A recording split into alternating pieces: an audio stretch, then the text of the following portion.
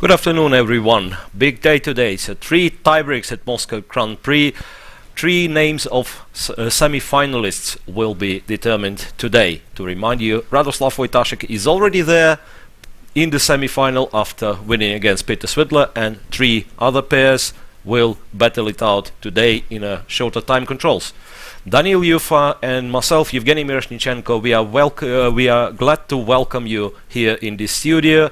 And I believe today was a special occasion to start 10 minutes earlier, because we will go straight to the playing hall and see the drawing of lots for the colors for this tiebreak.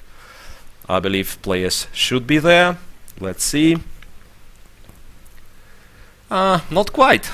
Less than 10 minutes left, and I don't really see. Yeah, 4 out of players. Yes. So once again, let's remind who will play whom in this tiebreak, Daniil. So we can see Dubov walking. Yes. So his opponent is Hikaru Nakamura. Then this gentleman on the stage is Laurent Freud.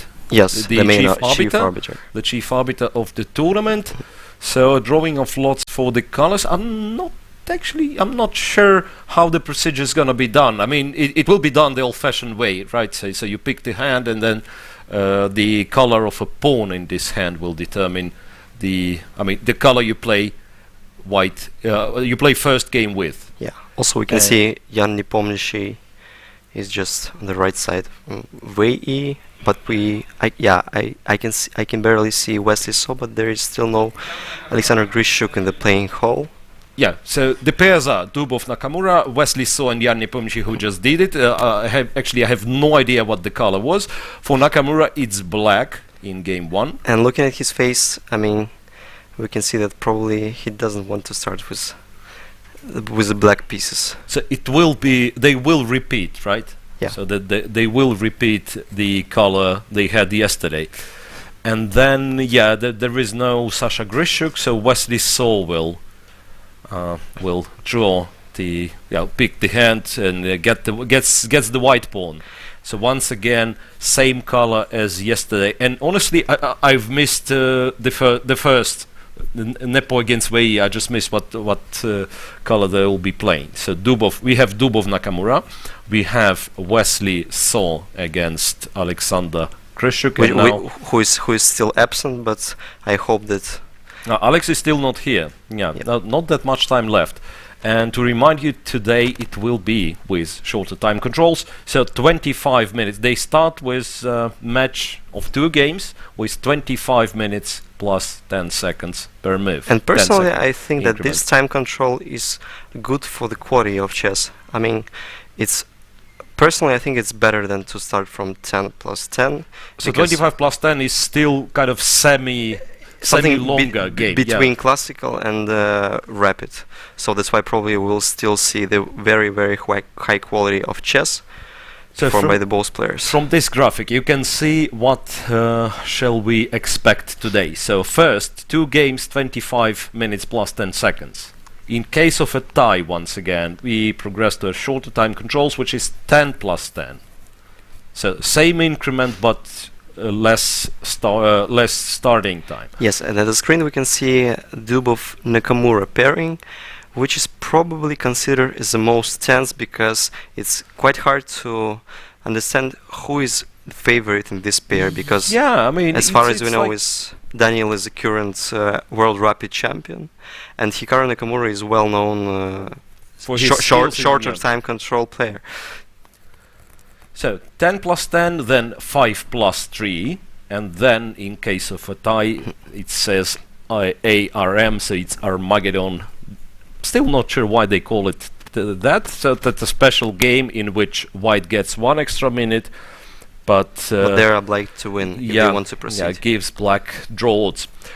And I believe we will not show all the other graphics, because the names would change, but not the results. So everyone who is playing today, they made 2 draws against each other. So I believe we do have all the graphics, like for So and Grishuk, for Nepomniachtchi and Wei, but it's all the same. And so they repeat the colors from yesterday's round. Probably. Absolutely. So Vei was white. No, Parent. No. Parent. That's the only one which is different, actually. That's the only one which is different. Dubov was white. So was white, but Vei was black. But yeah, so Vei was black. And so you mean that So starts with black, with white today, Yeah, right? same as yesterday. Yeah, yesterday Except he was playing. Nepomniachtchi pairing, Yeah, right? absolutely. And we have a special guest to make move one. This time it will be, well, have to say my good friend, Mark Gluchovsky, Executive Director of Russian Chess Federation, and very And nice. he's he's very keen on chess. I mean, Yeah, very nice guy and a very dangerous blitz player. I believe has a couple of international master norms. So well, and yeah, so that's kind of his main achievement. And when he's not busy playing chess, he's ruling Russian Chess Federation. Right. Let's put it this way. Okay, so no Grishuk still. 4 minutes before the start, as you can see on the countdown, and we've said few words about Nakamura and Dubov both being very good in rapids. So what do we think of the other pairs? Vei and Nepomniachtchi, I'm not sure. Well, I am sure Jan is very good. Jan is known to be like really dangerous. Me too. I still don't remember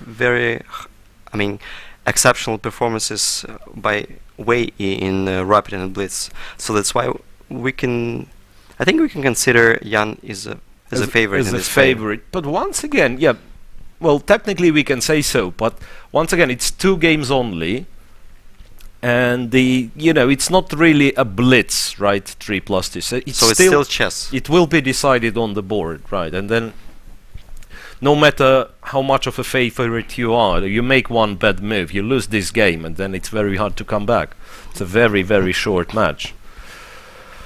Yeah, and then So against Grishuk. And So against Grishuk, that's very tricky. And strangely enough, I would say that while it is rapid, I would actually think of Wesley So being slight favorite. Because I remember him playing, really showing exceptional results in Grand Chess Tour last year, especially in rapids.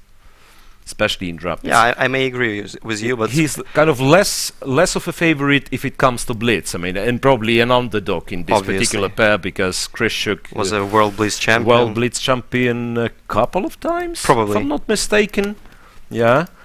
Well, the thing is, however, I mean, first of all, you have to get to this blitz, which is like our 3rd time control, right? So first it's going to be 25+10, then if tied, it will be 10+10, and only then it's blitz. And it's still a longer blitz compared to the official World Championship time control. So it's 5+3 here, and 3+2, 3 minutes plus 2 seconds when they play World Blitz Championship. And despite the fact that all pairs are very tense, and probably it's quite difficult to consider any of opponents the favorite in the pair, but I still think that Blitz would be an exceptional continuation of these matches, because still 4 games to decide the player who will advance to the semifinals. And yeah, so it's you mean it's not very likely that we will see Blitz, right? Even though I wouldn't mind personally, because it is fun, right? It is fun. And for instance, Dubov and Nakamura, yeah, I really want to see more of these guys playing each other. So, well, I'm actually not sure what's wrong with making a tiebreak a bit longer. Like, instead of playing like 2 games, 25+10, it could have been like 15+10, but 4 games match. So 2 classics, then 4 rapids. If 4 rapids drawn, that let's go play 6 blitzes. So it will be like more chess. So that's I mean, if it makes sense. Yeah, Grishuk arrives. Black short and black pieces in game 1. Yeah, Grishuk is quite is very experienced being in time trouble, and now he shows that like 1 minute before the game might be enough him to come to the board. Absolutely. So final announcement, I believe, from Laurent Freud, and the tiebreak will start. What do you think of the openings? It's like Wesley might change his mind, might play d4. That would be my prediction. Probably, but we all know that all the players may start from e4 or c4 or d4. I mean, obviously at this c4 from Dubov, that much we c know. or d, I think, yes, because e is probably not the move that Daniil makes usually. e4? Yeah, I mean, yes, I it think kind of requires most a likely special, he's a d4 player. special occasion, right? I mean, if let's say if he's 100% sure what his opponent does, then he might actually go for 1e4, but And your here prediction came true. He started with c4, as we can see on the screen. c4, so English opening, g3, the classical line. Ah, well, that's very, very well studied. Bishop g2, so knight to b6. So no bishop c5. Yeah. To remind you, instead of knight b6, bishop c5 was Played in played Dubov against Karakin. already in quite a few games, but one of the most memorable ones is Dubov's win in the World Cup. in the World Cup Tbilisi a couple of years ago. It was versus Sergei Karyakin. So the games have started, and we can see neither knight of in, variation for V and Nepomuchy, and Yes. this time like a knight of with bishop g5 and f4, you know, the serious stuff. and very, serious- very aggressive. Very aggressive setup, yes. So why that's- don't care sacrificing an opponent b2, which is considered as risky, according to some Vasily Ivanchuk's speeches, and he's probably one of the... Yeah, because as far as I know, Vasily Ivanchuk told that sacrificing the b pawn is... It's dangerous. Oh. I mean, is dangerous for taking it with black. Ah, yes, so it's like... no, I mean, since Fischer time, it's called poison pawn variation. Right. Yeah, it's not for nothing. And, alright, and Grishuk against Wesley, so they, well... Is it? It's the Sveshnikov? Sveshnikov, and this time, remember yesterday I've mentioned that there is the line that yeah, it's kind of the line which used to be popular some 10 years or Right, more, right. 15 years back. Yeah, before they actually switched to what we had seen yesterday, before they switched to completely positional approach, right? And this one Exactly. is much more complex, and we do have it on the board. So once again, very interesting stuff. One would think you want to play more complex position with more chances in classical when you have more time, right? But interestingly, players think the other way around. So in classics, something, you know, very Solid. clean, very solid, but then when it comes to rapid, okay, let's try to surprise the opponent. Maybe just any player considers himself as a very good tactical player, and I think Wesley saw, I mean, playing against Grishuk, What just happened? Was it the position, knight d7? What's with knight b5? I mean, I believe it's known, but it's like... yeah, probably it's just the game, or probably it's some very well known line. Maybe I can start with... Okay, we can just try it on the board. Well, knight Alexander h4. is still thinking. Because, I mean, I don't know if you take on d5, maybe that's the... Yeah, but that's It's quite risky. Yeah, then bishop f5. I mean, that's weird. That's weird. I'm actually not sure. Well, it might as well be that you just do not react. I mean, maybe you just don't take. Knight b5, and then you just play, I don't know, bishop g7, and then castle the next move. And Yeah, personally, I'm say- not very common with Sveshnikov. I mean, this very line, but knight b5 looks at least Yeah, I mean, considerable. that's... Yeah, at least you have to know the answer. Yeah, your opponent takes the pawn. The knight, of course, cannot be taken because check, and it's a disaster. So, well, yeah, that's quite possible that he goes bishop g7, castles short, and then claims, you know, claims some Yeah, compensation. probably bishop g7 there is just a good move, because probably the knight Now has to the go knight back. is hanging. Yeah, if Yeah, if knight goes goes to to c3, then once again, I mean, you probably start with castling, and then Yeah, you know, rook b8, e4 is play on the queen Right. side, and as well, of course, if you have the majority on the king side, you always can try for Yeah. knight g6. I mean, e4, knight g6, and some king side initiative. Usually we can see some pawn sacrifices in Sveshnikov lines, because black counterplay has to be, at least, I mean, sufficient. Alright, so in our game, instead, the pawn on b5 was not taken. He has played rook e1, bishop to g7, c3, castle short, knight to c2. That's the key idea. And knight is proceeding to Yeah, he wants to press on e3. Yeah, he wants to press on Probably f5. yeah. And usually, yeah, the knight on a3 was not doing all that much. Yeah. f4 restricting the knight, but allowing some. f4 preparing to play f5. Yes, because obviously. he's got 2 pawns, Yeah. right? So f4 next move f5. Well, I believe it still has to be known for both players. Can white start with a4 there? Yeah, I think that's what he does. a4 and then very often, I think it's practically forced that black will sacrifice the pawn this way or another on the queen side. Maybe just taking ba4, rook a4, and a5. okay, a5 is possible, but I mean, for some reason, I think they just go with 5 and Yes, because probably the pawn is not hanging. f5. It's not even hanging because of queen b6. Yes, Yeah? but okay, there is still some knight b4, but probably white's pieces are out of the main part of the board, because probably black's next move will be like knight Yeah, g6, and this is a typical counterplay for this kind of positions. Yeah, that's actually a lot of games or a lot of strategies is based on such thing. Like you give your opponent some material, you give him a chance to attack your queen side usually while you attack the game. Well, the most transparent example being the King's Indian. Yes. I've never understood white who is going for all those sharp like lines in the King's Indian, because you're attacking the queen side. Your trim is like to take the pawn and then 40, but he's attacking your king. Yes. So that's exactly the same thing here. I think that you just read my mind, because I wanted to tell that Alexander is well known for playing King's Indian defense for some period of time, and he might be very, very common with the typical ideas of how to attack with the bishop on d7. If something like that happens, yeah, obviously he wouldn't mind such scenario. So far a4 is not yet played. So after f4, Wesley is still thinking. Yeah, by the way, after f4, a4, d5 pawn is never hanging, yeah?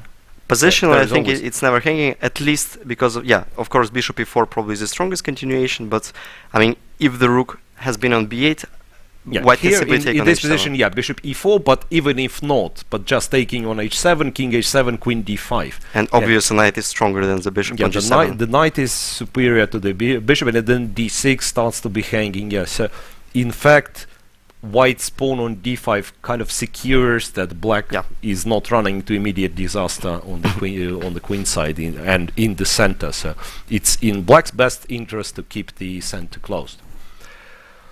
So, unlike the classical game, this is very, very promising. I mean, there's definitely going to be something in this game. Let's move on. We have 2 more pairs. Dubov against Nakamura. That's an English opening. A lot of moves played quickly. I believe, yeah. Here g3, d5. Well, bishop b4 is another move, of course, but d5, yeah, d5 is used to be like the main move for a very, very long time. Essentially, they're playing a dragon variation of Sicilian with colors reversed, and therefore the side who plays the dragon, this time it's white, having an extra tempo. And this kind of gives you the idea that it's very unlikely that black can play as white does, the aggressive way. So, well, it's very unlikely that black will castle long, and succeed in those attacks, because yeah, even in a normal dragon, it's not clear. Extra tempo matters. Yeah, and of course you can imagine in all those sharp positions with opposite colors how much of a value this extra tempo is.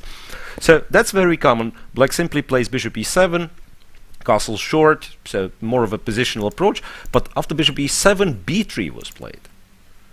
While usual move being d3 or a3 first, preparing b4, but nevertheless playing d2, d3 later on, right? But after d3, the game proceeds to the very, very calm lines. I mean, castles, probably then you have one of the most solid lines for black after playing, for example, bishop e3, is just to simply play rook e8 and bishop f8. Bishop f8, and funny enough that system is quite poisonous with colors reversed as well. I mean, if with white you do you're not ready to play the opposite castle dragon. I mean, you can do this.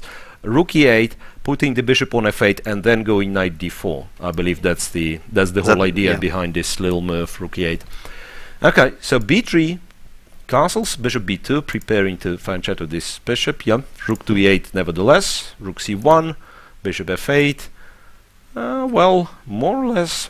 So I think that Daniil just came to play chess to avoid the direct theory, the main lines, but obviously this position, I think it might have been encountered in some games because the moves are very logical, and at least some players who didn't prepare properly, they just know that they can put their bishop on b2, play rook c1, play g3, and just play.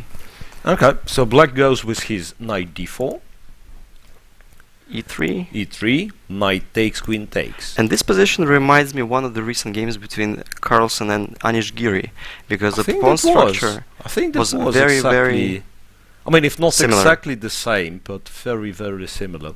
Yeah, the one from Shamkir chess, right? So that's April this year. We are talking about queen f3, and then later on, Magnus. The knights were traded, and the knights came off the board. Magnus went with queen h5 and f4 somewhere. So, and knowing the fact that Dubov was in Magnus's camp while Magnus was preparing for the World Championship title match. Knowing the fact that Daniil was a second of Magnus Carlsen, we can claim that probably Daniil knows at least not less than Magnus. Yeah, it could have been that this line was the line they've looked at together. But so c6, I believe, was c6 played. first. Oh no, wait. I think rook fd1, queen g5, and h4. All of a sudden, queen g5. Queen g5. All right. Looks a bit unnatural. That's a bit artificial, right? I can get the idea that you want to move the queen somewhere, or even to trade, but the endgames may be in white's favor. I mean, like queen g5. Well, first of all, it's quite straightforward. You create the idea of going bishop g4. Yes. So white reacts with h4, and queen g4 is played. Yeah. Usually those endgames are somewhat more pleasant for white, right? Right, because white have a clear plan connected with pushing the queen side pawns, trying to scratch the c6 pawn to open the diagonal for the bishop, and the plan is quite obvious. Yeah, and then it's somewhat strangely this like mini center on e3 and d3. Yeah, it's also quite flexible because sometimes white's gonna go with d4, sometimes just bring the king to e2, which seems useful. Yeah, so knight e4 is actually the start of once again very common maneuver. The knight goes to c5, forcing black to trade the bishop for the knight, allowing a pair of bishops for white, which is it might be, it might be slightly unpleasant for Naka. Right, and probably this is not the type of positions which Naka really, is comfortable in. So probably it's like, well, not the type of position he enjoys the most. Yeah, I agree, because his approach, as far as I can see it as of now, I mean, we used to know different Nakamura, obviously, like some 10 years ago. He was King's Indian player. He was just playing very, very sharp chess. Obviously, Nakamura had to change. He had to change his style because when you get to this elite levels, you have to adjust your type of play. You have to be more solid, and now being more solid for Hikaru means like a lot of openings he's playing to equalize directly. What we've seen yesterday in the Catalan, right? Obviously. So right off the opening, he gets symmetrical position. Well, perhaps with tiny bit of initiative for his opponent, but the game is not lasting for long. You have the clear plan to equalize. Here, white can keep it, keep the game going for a substantial amount of time. And it might not be to Hikaru's liking. A5 makes a lot of sense, I believe, to restrict white preventively so that he's not playing a3, b4 is not advancing over there. And probably a3 is not that good move because of bishop e6. Bishop e6, yeah. Bishop e6 and then b3, b3 is not very comfortable to defend. Yeah, I believe you go knight c5 instead. Yes, but probably... Yeah, I mean, yeah. before that, because now knight c5... No, we just take on c5 and take on b3 with the tempo. Absolutely. And then knight a4 comes, yeah. No, so one move earlier, you go knight c5. And then... Do we force black to take the knight? No, but that would be a disaster for black. I mean, at least at first glance. Now, by the way, we're gonna see what black's reaction is. I thought, well, I'm not claiming that it's a good reaction, but the principal reaction, since white didn't play a3, is to go a4, and when you play b4, to go a3. I don't know. One of them. Yeah, I mean, it's like, usually, it's very typical. Black goes a5, white goes a3. Like, automatically. Yeah. And that's the reason why, usually, it happens. Even though I'm not sure if this inclusion is particularly good for... Yeah, destructing the pawn structure is one of the main ideas. Getting the pawn on a3 is nice, right? a4's played. a4's played. I believe white's reaction is practically Bishop automatic. A1. Yeah, I mean, like, yeah, before a3, and then, yeah, bishop to a1 or c3, whatever. So now the good thing for white is that black can't really play bishop e6 just yet. White, on the other hand, it's not that easy to say what white wants. Okay, let me play knight a4 now. Knight a4. By the way, do you create a threat of taking on c5? Yeah, this position would be once again very hard to judge if I take on c5 with the knight. But then you have something like bishop e6. And bishop e6, yeah. The other thing is that I might put this knight on b2. This knight from a4. Yes, and it will be very annoying for yeah, it. it will be very annoying because it's not clear if you want to take it twice. So we shall see. Now a4 is played. That's perhaps the first moment in the game where Dubov is starting to think for real, because before that he has spent a couple of minutes, I believe, mostly recalling the lines, or, well, what he did was pretty logical, of course. And at the same... Yeah, so let's go to this position after a4. Yeah, so a4, b4, yeah, which is most likely to be played. I'm thinking, is there a world where you're capturing on a4? Not clear. Yeah. Maybe because of knight takes bishop takes c5 bishop immediately. c5, knight a4. No, or even knight takes knight a4 is also fine, absolutely fine. Yeah, because in such positions, it's really. I mean, sometimes it's good for white, sometimes it's good for black, right? So if white would have, like, his rooks on b1, c1 already, it will be okay. It might, but still might not be enough. Yeah. But then I played d4. Daniil finds third solution. So he plays d4, using the fact that e4 in this particular case is not yet possible. Because that's once again the typical reaction. If white goes d4, black is supposed to go e4 and block the center, right? So Nakamura proceeds with the most logical continuation. So at least the rook on a8 now is working. Yeah, so maybe we can even rook a2 make is intermediate not out rook of a2. consideration. Rook a2. Well, okay, bishop perhaps has to go. And this move requires a very precise and very. Okay, bishop c3, I suppose. Yeah.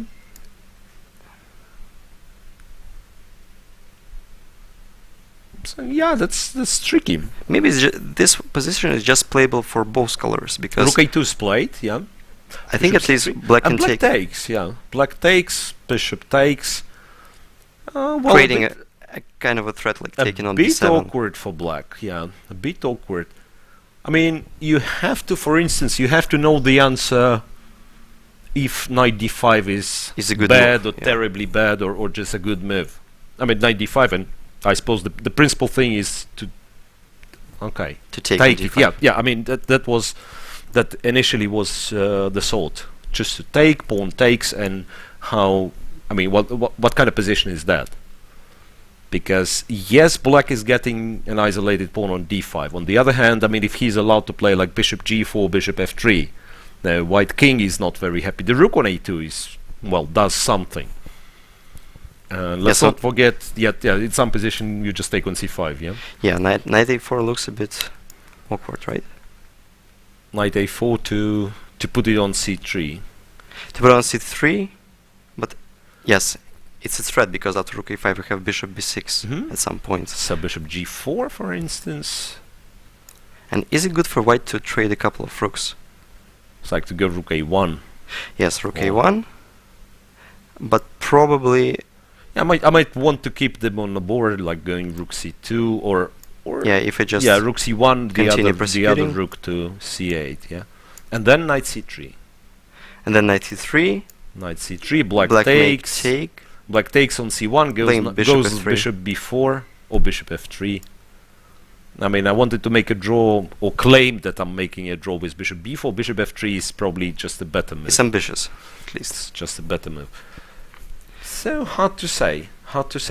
Well, rook a2 played and bishop c3 was not played automatically, so we can, I believe, leave this game here in a complicated, let's call it complex endgame or queenless middle game, because a lot of pieces are still on the board, so all the middle game motifs, and in one of our lines it actually felt, you know, the weakness of white king, so that's still... But all of a sudden, in the variation that we were looking at, in the end we can see that white's king is, yeah, it's pretty awkward actually, right? I mean, okay, we can't say that it is in real danger, but we should be very patient with some motives connected with some... White has to be a bit careful, let's put it this way. Yeah. So, game 3, it's Vei Nepomniachtchi. Is that the position? I think yes. Whoa. Probably it was just a long theory. Whoa. We've mentioned, we said what, Sicilian, right? Yes. So we are switching to Vei and Nepomniachtchi, and I believe during the classical part, that was game 1 when Vei had white, I've mentioned that I do remember him playing sharp lines in knight of with bishop g5, and in the classical game he decided to go for bishop b5 check, but today the time has come. Queen b6, queen d2, takes rook b1, queen a3. That's always mysterious. I mean, some people prefer to play h6 first and then go for queen b6, but then you allow bishop f2, which is another story, right? Yeah, so a5, it is still obviously a theory. Pawn takes, bishop takes. Bishop takes. Yes. Okay. I think it's just one of the continuations. F takes or bishop takes. I think bishop takes is not less logical, because while you're a pawn up, you want to trade as many pieces not to allow some attacking chances, and taking on e6 means, okay, obviously by the way it was played by Wei E, but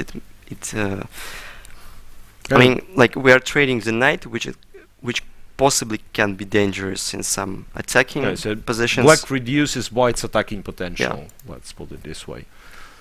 Bishop c4, knight bd7, which is very, very principal. d7 gives, well, the variety of options. You can take e6, you can take b7. Okay, he has taken the pawn on e6, looks like a testy pawn, of course. And then knight c5.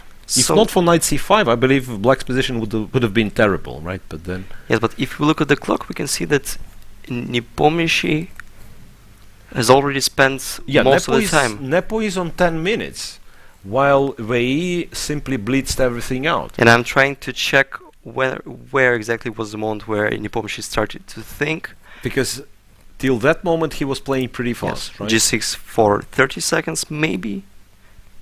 Okay, G6, bishop H3, so provoking G6. He decided he needs and this. 4 minutes for knight takes E4. Considering knight takes E4. Which, in such position, you know, this move might lose on the spot.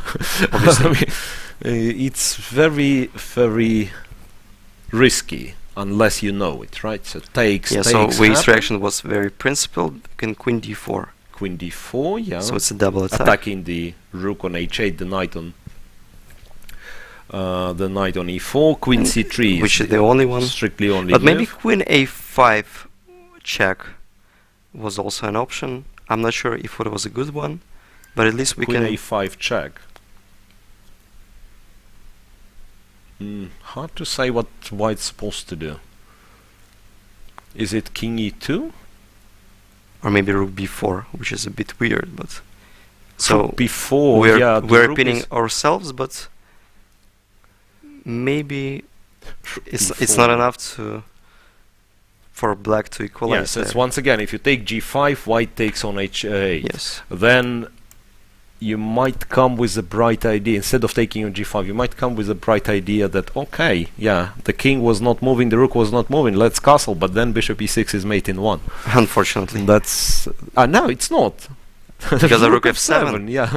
No, but I think it wasn't like that. Then you take and you castle yourself. Yeah, that Jan wanted to and at least calculate. Yeah, then you castle yourself, then you obviously take on e4. It would be a disaster for black.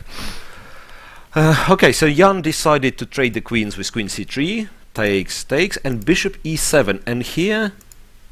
Oh, so it's still a prep. That's curious, it looks like.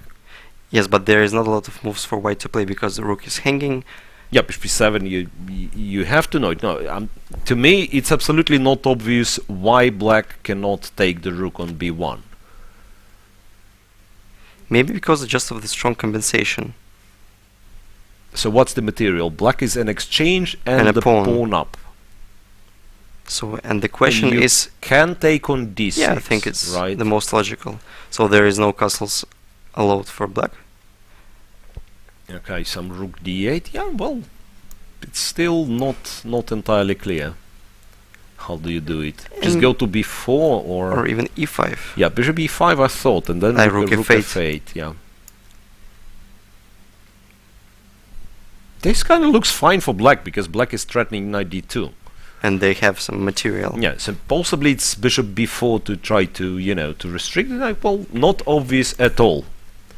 Not obvious at all. Anyway, king e7 was played pretty fast. But it may be a kind of prep because after king e7, Wei just spent 3 seconds to play rook b3 while you have an option to take on b7 with check, which is very tasty. So it kind of gives you an idea.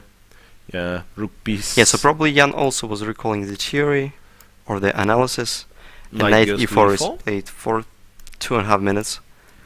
Then it's a check on b7, king f6. You don't want to go back to 8th rank, yeah.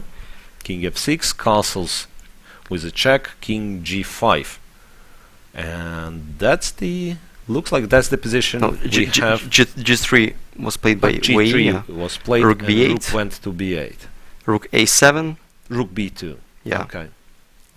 Very, very sharp line. And so materials equal. And I don't know how to evaluate this one because the king looks, at the first sight, it looks safe, but there are still some threats connected with probably rook f4, rook g4. It may be just a check, but still, at least you have to consider it. Yeah, well, bishop g2 followed with h4 sometimes, yeah, it's like not an easy position to access. So what to do there with white? Probably bishop g2 is the most natural.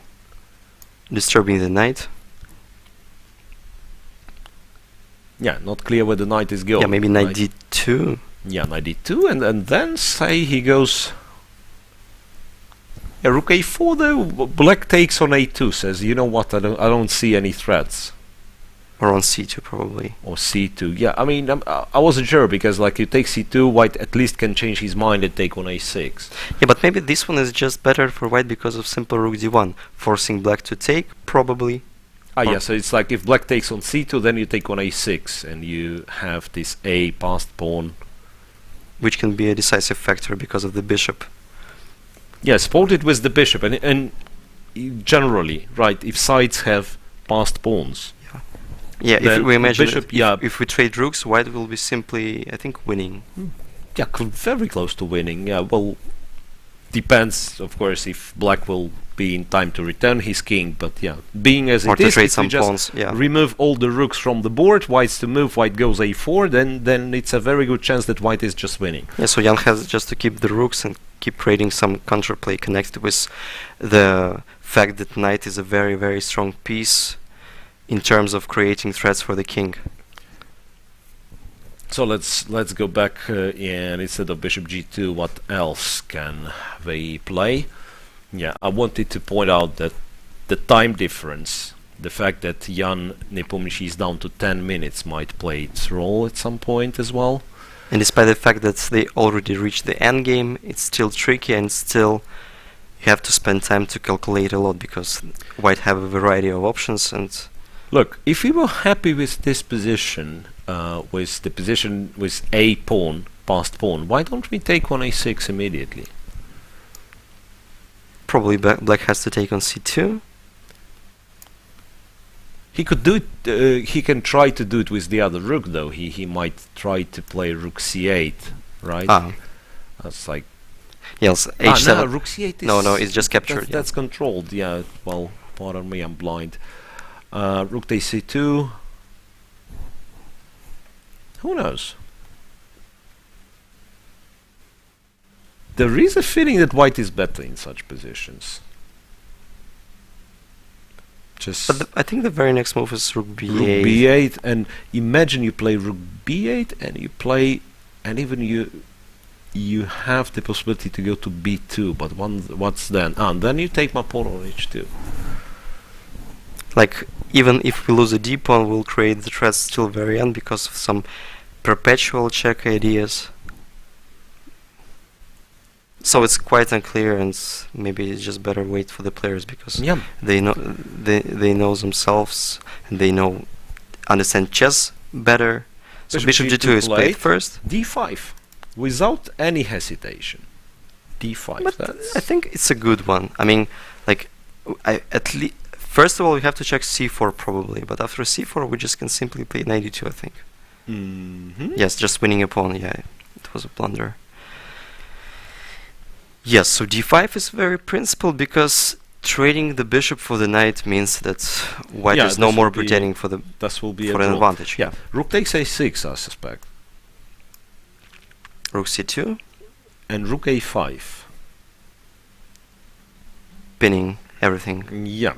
So now that the knight on e4 is hanging, as well as the pawn on d5. Knight f6 is not a move because of h4, right?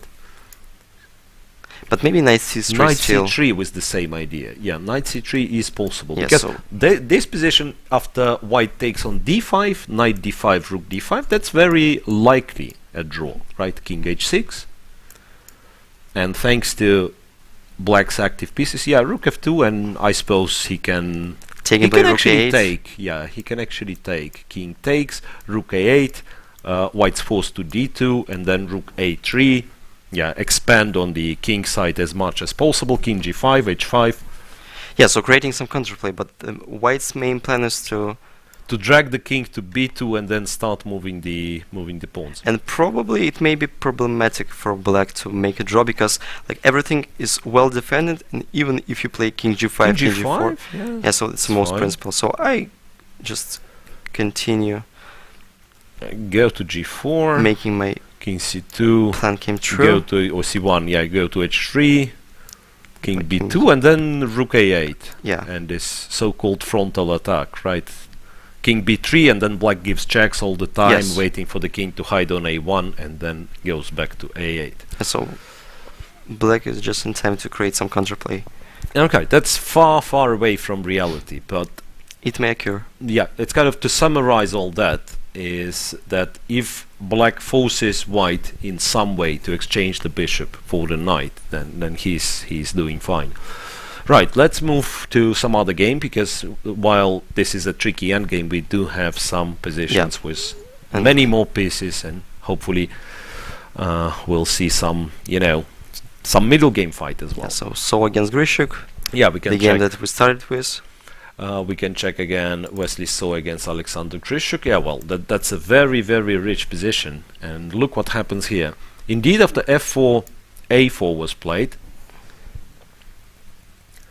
Yeah, f4, that's what we've seen. We set a4. Is it the same line that we were... Yeah. More or less. Yeah, more or less. Knight so before a4 and then knight b4 first. Knight b4 first. Black plays f5. So probably the point that after an a5, knight c6 knight gets to c6, and it's probably is annoying. That's annoying? I mean, obviously I don't want to take on c6, but probably I just can simply play queen c7, trying to show that I'm okay even with the knight on c6. Queen a4? Maybe now I can take on d5 because I have knight f6 after. But there is something like bishop h7 still makes it unclear, right? Yeah. Even though here I wouldn't really be sure that white is better. King takes, queen e4 check, f5, queen d5, and some move, rook c8. Rook c8, knight a5. Yeah, so it's still unclear. I mean, but I think it's easier to play this one with white because black have to consider any threat, and queen plus knight in these middle games is quite dangerous for the king. Yeah, strangely enough, we were talking about black attacking the king, yeah, but in this position, black is nowhere near. So f5 was played, bishop takes a6, so, well, black simply doesn't care about his king side anymore. Knight to g6. Queen h5. Queen h5, so, well, perhaps... Well, it's not really an attacking move, but perhaps a prophylactics against but was it a prevention black's against move, something? Yeah? I mean, did black really make a threat after playing knight g6 and were white obliged to play queen g5? Probably, yeah. Capturing g5 square. Or something, yeah. So that's why. Yeah, it's like it's nice here on h5. It's not very easy to kick it off, and it does control some squares. Black goes queen b6. Rook takes a4 and e4. That's thematic move.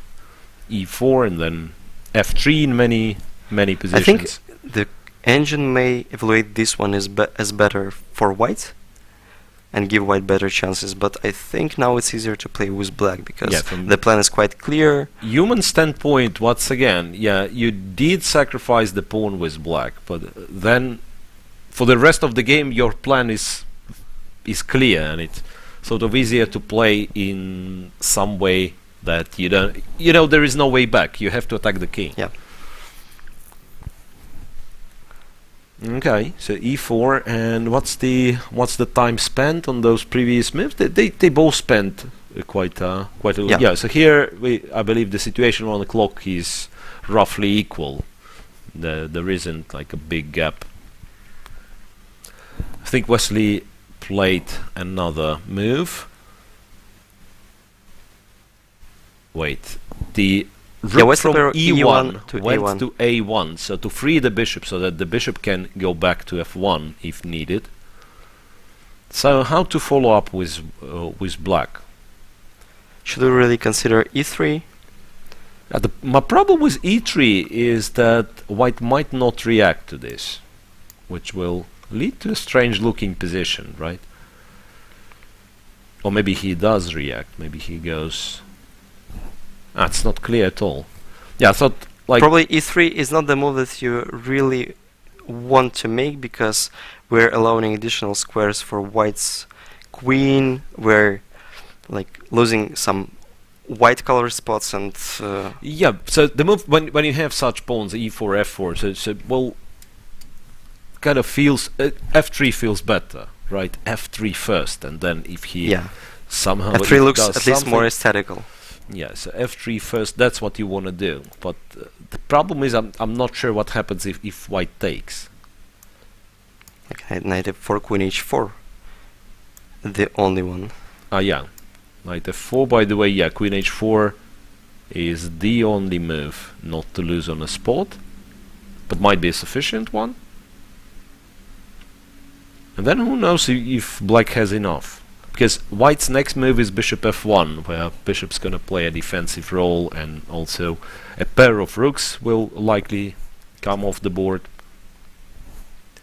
Yes, this remains unclear. King h8. A very calm play.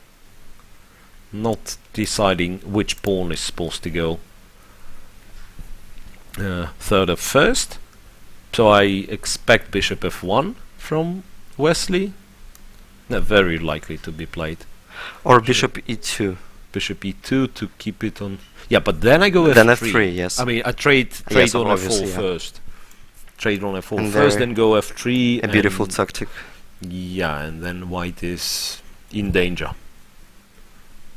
Yeah, that's right. Yeah, looking at this position, you know, yes, white is up a pawn, but that's like queenside pawn, which is not likely to move in the nearest future. Like b2, how dangerous is the b2 pawn as of now? I mean, it's not going anyway. It's not going anywhere. It's not Yeah, but promoting. b2 pawns make sense because it defends the Yeah, 3 obviously pawn and It restricts does the black play some role. bishop. Yeah, but it's like you are not really afraid of a b2 pawn as of now with black, while your pawn formation e4, f4, f5 looks threatening. Obviously. So that's why I really feel Yeah, like so bishop f1. I mean, no, but Grishuk is still thinking. But I don't know. f1 wasn't played, I believe. Ah, so Wesley King thinking. h8, yeah. I saw it's that like Grishuk is just Krishuk was about to make a move. You mean? about to make a move. Yes. Could it be not bishop f1, but something else? What else can you play? Playing rook ea1 means that probably. Yeah, then your next very move next is move, with the yeah. bishop. I thought of a sneaky move, bishop b5, but it's like, yeah, I mean, obviously Yeah. black cannot take on b5. Yeah, bishop f1 play. Bishop f1. Trade. Rook takes, yeah. And what was the point of king h8? I mean, obviously it's better to put your king on the black square while your opponent has a white square Yeah, bishop. just not to have to worry about some tactics connected with, you know, with checks. Apparently, I don't see black using the g file that much. I can tell. It's not like king h8 is a preparation for Yeah, rook yeah. g8. That's Because very, f5 pawn will be king that's all the very time. unlikely. Yeah. And what is the plan for black? It's not so clear at all. Still has to be f3 at some point. Yes, f3. F3. And this point is right now. Yeah. Yeah. Unlikely. It is the right moment to play g3 because Yeah, queen I mean, is if out. white plays g3, then yeah, first of all, your queen is locked out of the business, and secondly, now even some endgames, I mean, with such pawns like f3, e4, there is no endgame anywhere near, but you know. Yeah, but still they may occur. And Wesley shows that he has Yeah, but another option. maybe Rook it's just to an a6, intermediate. an Yeah. intermediate move, kind of forcing the queen. Wait, Yeah, but so the queen is happy to leave. Queen d8. Let's play queen d8. Point being you know, that like I was also considering silly queen c5, provoking white to play rook c6 and then queen a5. queen a5 getting access to the first Yes, rank. but the problem is that white is threatening to take on g6 there. Yeah, but knight f4. This Well, I'm yes. not sure what's going on. Queen h4. There is knight e2, and I'm afraid it's really bad for Yes. white. Because Yeah, simply black queens there. yeah, so you could go queen g5, after which it's still unclear, because now knight e2, bishop takes, pawn takes, you have queen c1, and who knows what's that. It's very sharp, and by intuition I can say that black has to have enough resources. I don't know, for some reason I believe in black's position. Maybe suddenly we can start with this one. Yeah, bishop b5 is Because nice. I can see the very Yeah. beautiful threat. For example, if white plays rook d7, is Knight there something like h3. knight Yeah, h3? knight h3. And rook Taking g8. rook g8. This should be winning completely. But there is something like queen takes, king takes in knight c6, Knight which is c6. very, very... Or maybe Still it's fighting. or maybe it's clear. I mean, It's never clear. Maybe it is in this particular case. You can still, yeah, there are still a lot of tricks. funny enough, e3 in this position might not lose on the spot. You take the queen and we go e2. Wow. I mean, I'm accepting no responsibility for those lines, but that's fun to analyze, obviously. That's right. And you can imagine how much of a calculation those players have to do. By the way, the same thing, the same idea was played by Grishuk. So he went queen c5. The rook is still on a6. I thought perhaps to try to improve a little on your idea that after rook c6 we go queen a7, and maybe it is. Yeah, so we're maybe taking the it seventh makes rank. sense. Yeah, we control the seventh rank, but as well we keep the queen on this diagonal.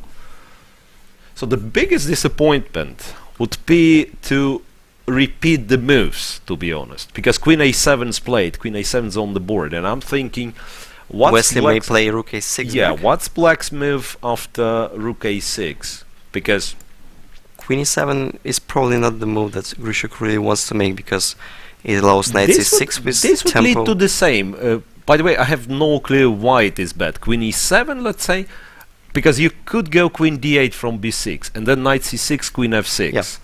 That also is not clear to me. Point being that white cannot take, yeah, queen f6, and white cannot take the pawn because knight f4. Knight f4 And knight f4 is a threat, yeah. by the way. Knight f4 is just a threat.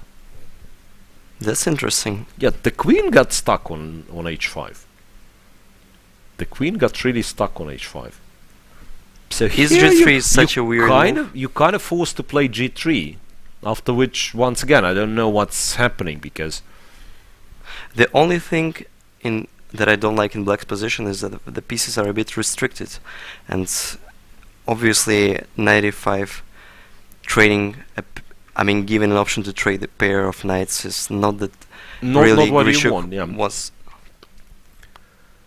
Alright, so very, very complex. We are shown it, yeah, a nice angle so that we can see the times of the time of the players. 6 minutes each.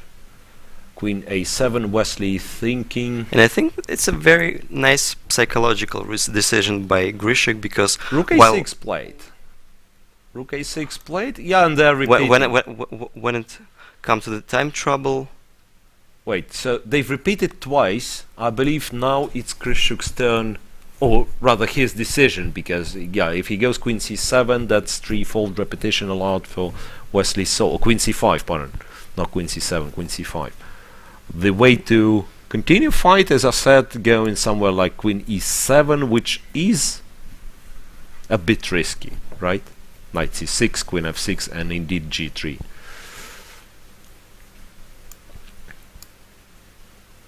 yeah, so once again this line. By the way, can we play queen f7 instead of queen f6? Yeah, we can. But then we're kind of pinning our knight. Oh, e8, yeah, we could go to e8. I mean, the idea was to take on d5. To take yeah. on d5, yeah. So it's a draw, agreed. Draw agreed. Well, to my disappointment, I have to say, because that was a very, very interesting, very promising position. But, well, who can blame the players? They know better what to expect. Dubov and Nakamura, we haven't seen this one for ages. Ah, that's the position, and not impressed, to be honest. It doesn't look promising for Daniil Dubov. I mean, black's to move, right? Yeah, but maybe he's you forcing mean to how play do- bishop e4. How do I defend d5 pawn? Okay, I mean, taking on c5 and playing bishop Yeah, e4. actually a capture. Well, can I start with? No, check wouldn't make any sense. Yeah. This might be a draw as well. Just go there. Bishop e4. I'm threatening an annoying check on b1. Yes. So white supposedly has to go. King f1 is possible. Bishop f3. King e1, I think. King e1. And rook b2, and should be a draw. So I'm always threatening, like, to give a check and then to just go Yeah. back. For in case of c6, for example. Well, c6, I also have rook c2, but that's like the most transparent way. I'm just going rook e2 check, king to f1, and then moving the rook back. Yeah, but isn't it playable for no bishop? Oh, you Bishop mean to try e7 to play for yeah. black. I mean, like rook Bishop c2. e7 was played by Naka. Bishop e7. Does it mean that Dubov can't take the pawn? I don't know. What happens after rook d5? Okay. So let's check it.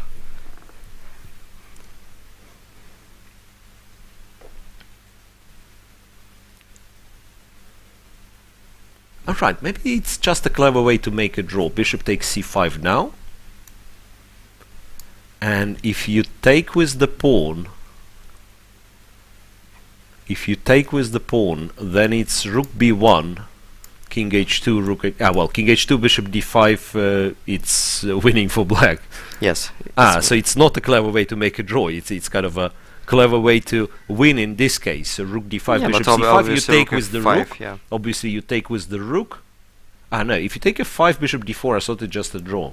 Yeah? Yes, but it is, I think. Because after rook f4, at You least I have a check. You could take c5 pawn with c5 bishop with the rook, and then you are still a pawn up, which is very unlikely that white's gonna win this one with all those like light square weaknesses. But technically, he's still a pawn up. Bishop d. Yes, but the question is d4. why bishop e7 was played by Nakamura, because I think so. If he wanted, yeah, he could take on c5 immediately. saving yeah? the d5 pawn at least. Alright, bishop e7, rook d5. Well, perhaps Maybe bishop there is c5 some is not the tactics. idea. Maybe there is like bishop g4 or something, because white's pieces are arranged in a really awkward way. Maybe g6. No, just simply Bishop to c8. Whoa, Bishop to c8. it's a very finesse. Okay, so that means the knight is not moving, right? Knight d3, there is a check from b1 followed by bishop b7.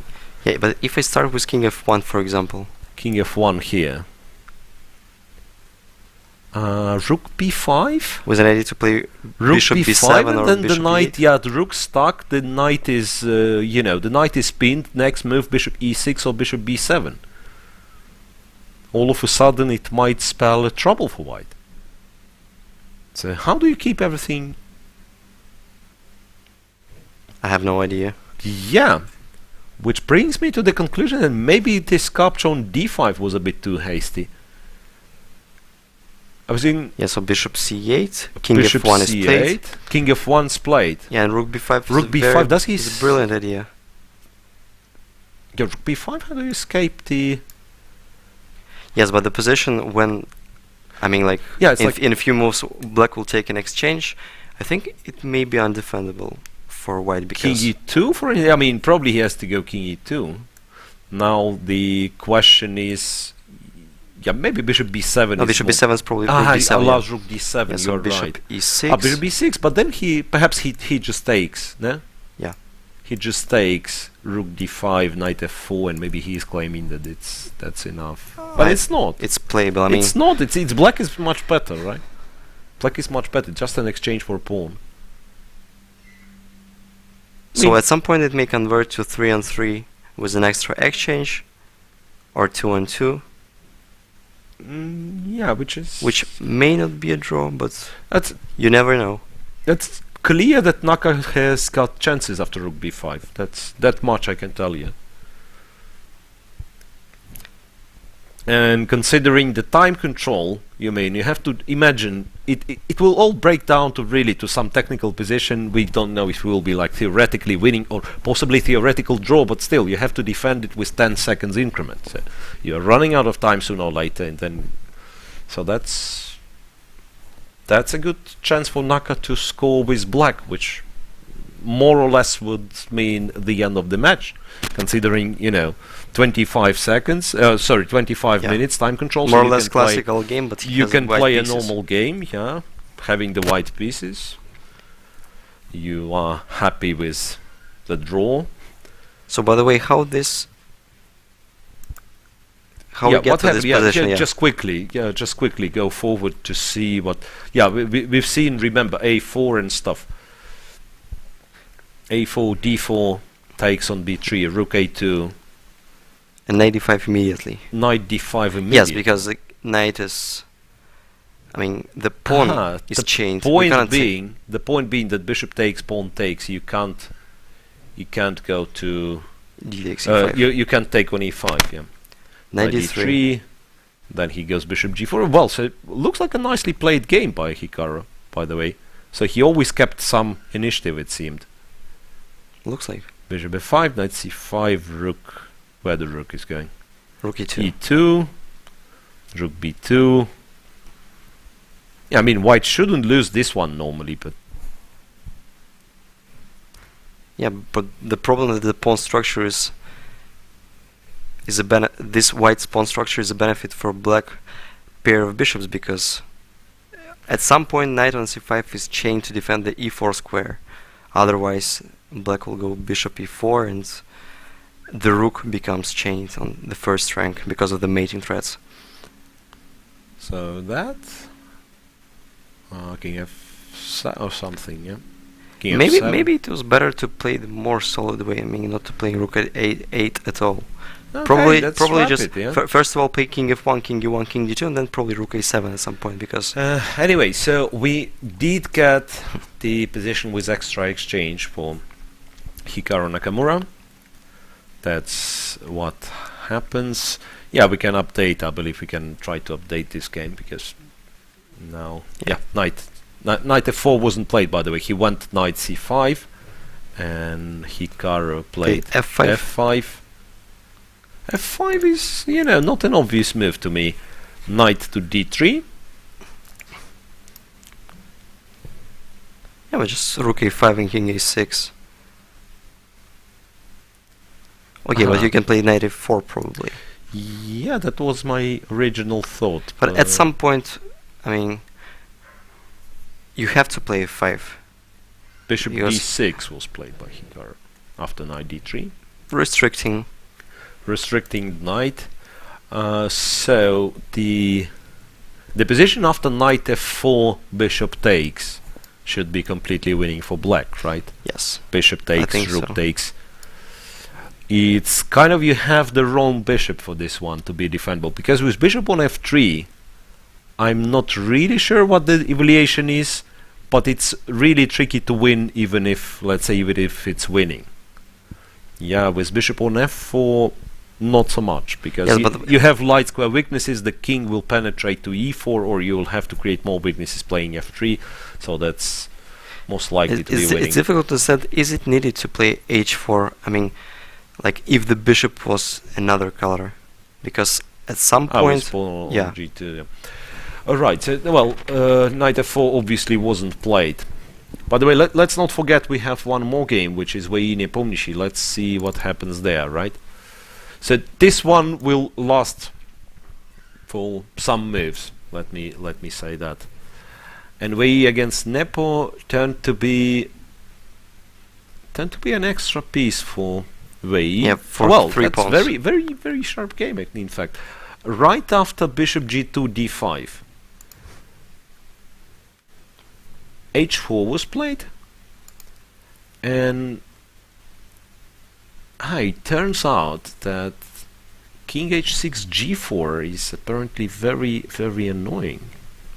Perhaps that's the whole why point have of some white. mating threats? Yeah, white has threats. Jan went with king g4. But is it really a mate? Like, if I play king h6 g4, rook takes, I think you play bishop f3 Wait. or something else. Check rook f4. Check king h5, rook f4. 4. I saw that maybe I can even take on g2, but a6 pawn, that should be Yes, problematic for black. sorts of tricky. Yeah, let's get closer to the game, because yeah, the game So is I'll still refresh going. Yeah, once so he again. went king g4. How is that? Yeah, I mean, I just want to see the moment he lost the knight. King g4, king to h2, and knight takes g3. Okay, fair enough. King h4, check, king takes g3. So almost all the pawns got eliminated, but the c pawn is still alive. c3. Both of them are short on time. Vei is down to 1 minute only. Jan has 4 minutes on his clock. King h6, rook d4 was played. Oh wait, that was king on g5, rook d4 was played. So he gave, king h6, he gave one more check. King g5, rook goes to d4, creating a threat and of rook taking e5. h7 at some point, rook e5. And rook e5. So how white can save the c3 pawn? I mean, because If it's getting eliminated, No, then it's just maybe a a draw, yeah. Then it's just a draw.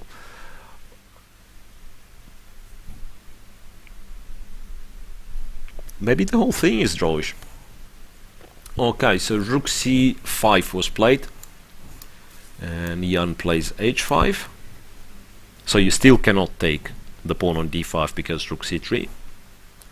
Maybe I can play rook c6, I mean, just calmly enough. The bishop from h8. Yeah, I'm not sure what is planned for white, but because playing bishop f1 is ready to play bishop d3 always fails because of the check, and king is forced to go back. And then it's another check from e2. Bishop d7, okay. Bishop d7, keeping f5 under control and planning bishop c6. That makes sense. Is a5, a4 is an improvement for black? Well, a5, bishop c6, I believe. Slowly but surely white is getting this d5 pawn. And in case of, well, it's actually a4, white as well might just take. On a4 with bishop? Yeah. That's quite a tense game because Bei is down to 20 seconds. And Jan has 3.5 minutes, and probably he'll try to find some tricks. I believe it shouldn't be, yeah, well, the feeling is like it shouldn't be enough for white. I mean, it's obviously white who is trying, right? Let's agree on that. But if I can imagine the scenario, he will lose this game as well, right? I mean, just pawns will start moving. So that's why h4. Jan has played h4. h4, which is, at first sight, it does look a bit illogical because you put your pawns on the dark squares, but it sort of prevents bishop c6. Okay, not really. Yes, but what if I just check? Well, I said prevents, and he did go for bishop c6. Check, I thought king h5. Rook f5 check now? Yeah. Okay, rook f5 check, king e3, h3. Oh wow, this pawn is fast. So now suddenly it may became controversial because of dangerous h3 pawn, but of course we still will try to find a way how to play. Yeah, it's very hard to lose solid. with white. Yeah, you Yes, take but on you, d5. but you can blunder something Take on d5. easily. Maybe I just still can play h2. You probably can, yeah. But at this H2. point you can just Rook take takes, and play pawn king takes, f2. and then you play something, yeah. And play king f2, rook a1. King f2, rook a1. Yeah, I just meant that this you're not supposed to lose. Yeah. I mean, you play some move, he takes your bishop, you attack the a pawn, and then it's got to be... You'll be a pawn down in a rook angle, but it's supposed to be a draw. h2 played. Yeah, h2 played. Not that many moves. Yeah, rook takes f5, pawn takes. And maybe And bishop he's on- e4. Wait, he's on seconds. I mean, that's bishop e4. Leading to the rook endgame probably. Like if I play rook a1, first No, of all, but like that's it's a bit dangerous. check. That's dangerous for black, no? Yes, obviously. But there is some rook e1 threats also. Rook f2. Yeah, rook f2. Rook f2. This might be very bad for black, actually. Because now you kind of have to promote white takes and goes rook a2. Or rook f6 takes. Probably king g4 was a better move there. Or it may... Rook f2 steal? Yeah, it's just that the king is cut. Maybe I'm not even interested in your a Yeah, but pawn. maybe I can just check Check, rook e2. and take there. All of a sudden. King takes. King f4. King f4, well, bishop goes. And then you stop the c pawn with the king, and then you push your a pawn. You're No, right. but usually... I You're mean, right, like... it will be a draw. Yeah, you just go to c pawn, yeah. Yes, but how? I mean, like king d3. Ah, Then I play the c4, bishop c5, helps. c6. The bishop helps. The bishop helps, great deal, yeah. So Bishop it's- e4 is on the board. Bishop e4 is on the board. Wait a sec, can I... Yeah, king h4. Very tricky. Well... Because Actually, first of all... a clever move, because you can't take the pawn without losing your c3 pawn. You can't take it with the bishop. Bishop f3 played. What if king g3 Okay. now? If king g3 now, white is in trouble. What can I say? Maybe f4 is a kind of a threat. f4 is a very serious threat. Yeah. So this. Yeah, we is playing on Bishop second. e4. I mean, it might have been a mistake and a serious one. Yeah, it's like the most exciting game has finished with the repetition, but the other two became very exciting. King g3, and how do you keep it now?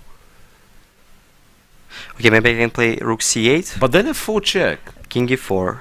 And check from a... you still have c4. Yeah, I mean, like, probably Barn, still have c4. white is out of the risk, but playing on seconds maybe very... Yeah, rook c4 is played. Yeah, very nervous. I've just blundered this c4. Who's out of risk? I mean, nobody's out of risk, because black's king can get mated as well. Obviously. No? Yeah, and rook g8 is probably a threat because... Yeah, so rook g8, rook g2... Yeah, so if I eliminate the h2 pawn and leave you with a pawn, I can make some threats and you don't have a stalemate. We'll see, it might all break down to playing this rook bishop versus rook, right? And Jan is not in a comfortable situation He's trying himself. to find a proper way how to equalize immediately, not going to the rook. 1 minute left. So he didn't play f4 just yet. So rook c8, that's the final position we have. Maybe he's considering... No, but rook e4 just... Which one? I wanted to play rook a4, Rook but I realized A4. that even rook g8 check, rook g4, you can simply take with rook and play bishop h1 and my king is stuck on g3 and I'm just losing. Do you? Here I'm not sure. You take and you push the a pawn. Ah, you mean like bishop You push the h1 a and pawn. a5.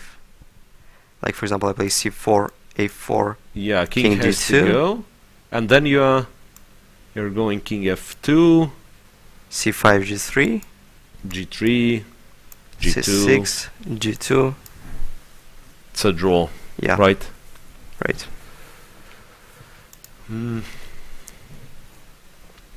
No, I think f4 has been f4 was played. played. The king is on e4, and now it's Jan is down to 8, 7, 6. Okay, check from a4, c4, rook a3 back.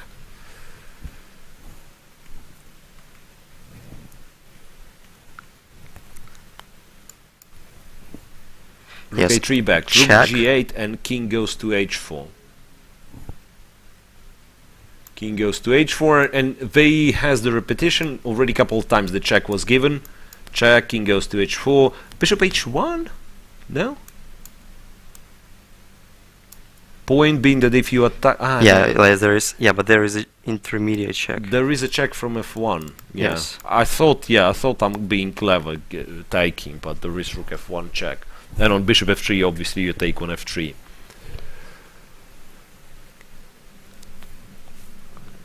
So this might be just a draw after all. Because... Yeah, but bishop h1 is a very nice idea. Okay, once again, rook a1, But maybe I can simply proceed with f3. but then king f4, no? And there is no defense, right? Then king f4, All of so a you sudden. have to go to h5 and then I give a check and take on h2. So that's kind of clever. a trap, yeah. It's kind of a trap. Bishop h1 is on the board, rook a1. Bishop g2 is still there, by the way. Bishop g2 is still there. But maybe rook g1 there. Yeah, so the well, couple of Wade checks. gives a couple of checks, king back to h4, so the same position. Bishop g2, wait, rook g1, now I'm taking on f4. Yes. Now I'm taking on f4. Yeah, so that's the yeah. mate, right? So bishop The funny g2. part is that after bishop g2 f3, for some reason I thought f3 might be the move. But then once again I'm going king f4. Yeah. Yeah, rook f1 isn't working because of intermediate rook h8. Bishop g2 is on the board, rook a2 played by Jan. Sorry. Rook a2 played by Jan Nepomniachtchi. And what if I simply Then play it's king f3. f3? Then it's king f3. Now he's about to lose his a pawn. Yes, so Rook to c2. c2. Okay, so hunting the c4 pawn and probably getting it. There is still a check from g4, rook f4, but then rook c1 back, yeah? Rook g4 check played, king h5. He's got to take, yes. Rook to c1, c1. obviously. And then you can try to play this rook endgame, maybe? Like starting with rook. No, rook f6 is not working because of rook You f1 or just just promotion. You just- Promotion on rook you f1. promote and rook. Yeah, so King e3. King e3, king g5, yeah. Yeah, the king will be in time, yeah. Okay, just play rook f8 probably. No, but then he takes, no? Rook e4. Oh yeah, so Rook e4. saving the pawn. Rook e4, yeah, so he still keeps the pawn protected. Rook e4, how about rook g1? King f2, there's always king f2, right? But I think this is a nice inclusion because you're... Yeah, obviously dragging the king away is nice thing to do, yeah? Takes, takes, take, this should be a draw. It should be a draw. Because after king e3 we just check. If you play king e2, there's king f5 and no problem. Yeah, there should be various draws there. Yeah, so Jan found a very nice counterplay after sacrificing or losing a let's piece. switch to the other game. Let's see if it is still in progress. Dubov against Nakamura. Yeah, they are still fighting. I'm not sure what time the players have. Yeah, if we can switch. Yeah. So Daniil is Nakamura still has defending, less yeah? time than... So king c4 is played there. King c4. Allowing to take. Yeah, allowing white to take on g5. But the problem is that probably we have That's to take curious. with bishop, because if knight g5 there is some ideas connected with rook a2. And then bishop b4 is Bishop threatening B4 and is the bishop threat, g5, yes.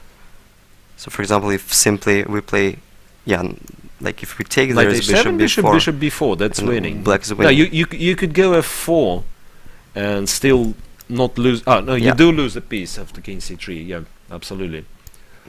He takes with the bishop. He has taken. Yeah, here king c3, last move, winning a piece. He takes on g5 with the bishop. What's the plan in this case? Maybe I can start with king d4 all of a sudden, because after bishop e7 I just give a check and take King the bishop. f2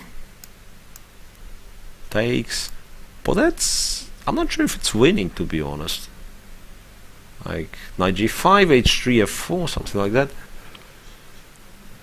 Yeah. Meanwhile, I was told that the game of Jan Nepomniachtchi we finished in a draw, so 2 draws so far. That's been the only game which is in progress from the tiebreak game 1. Whenever this one is finished, it will be 10 minutes break before games 1 and 2 of each match. So, and I believe we'll also make a quick break during the players break. Right. So what happens after bishop g5? Bishop b4 was played. That's the current position. Bishop so b4, knight e5 check. Knight e5 check, and Yeah. it turns out you cannot take d4. Yeah, so because of the Hikaru has check. blundered this one.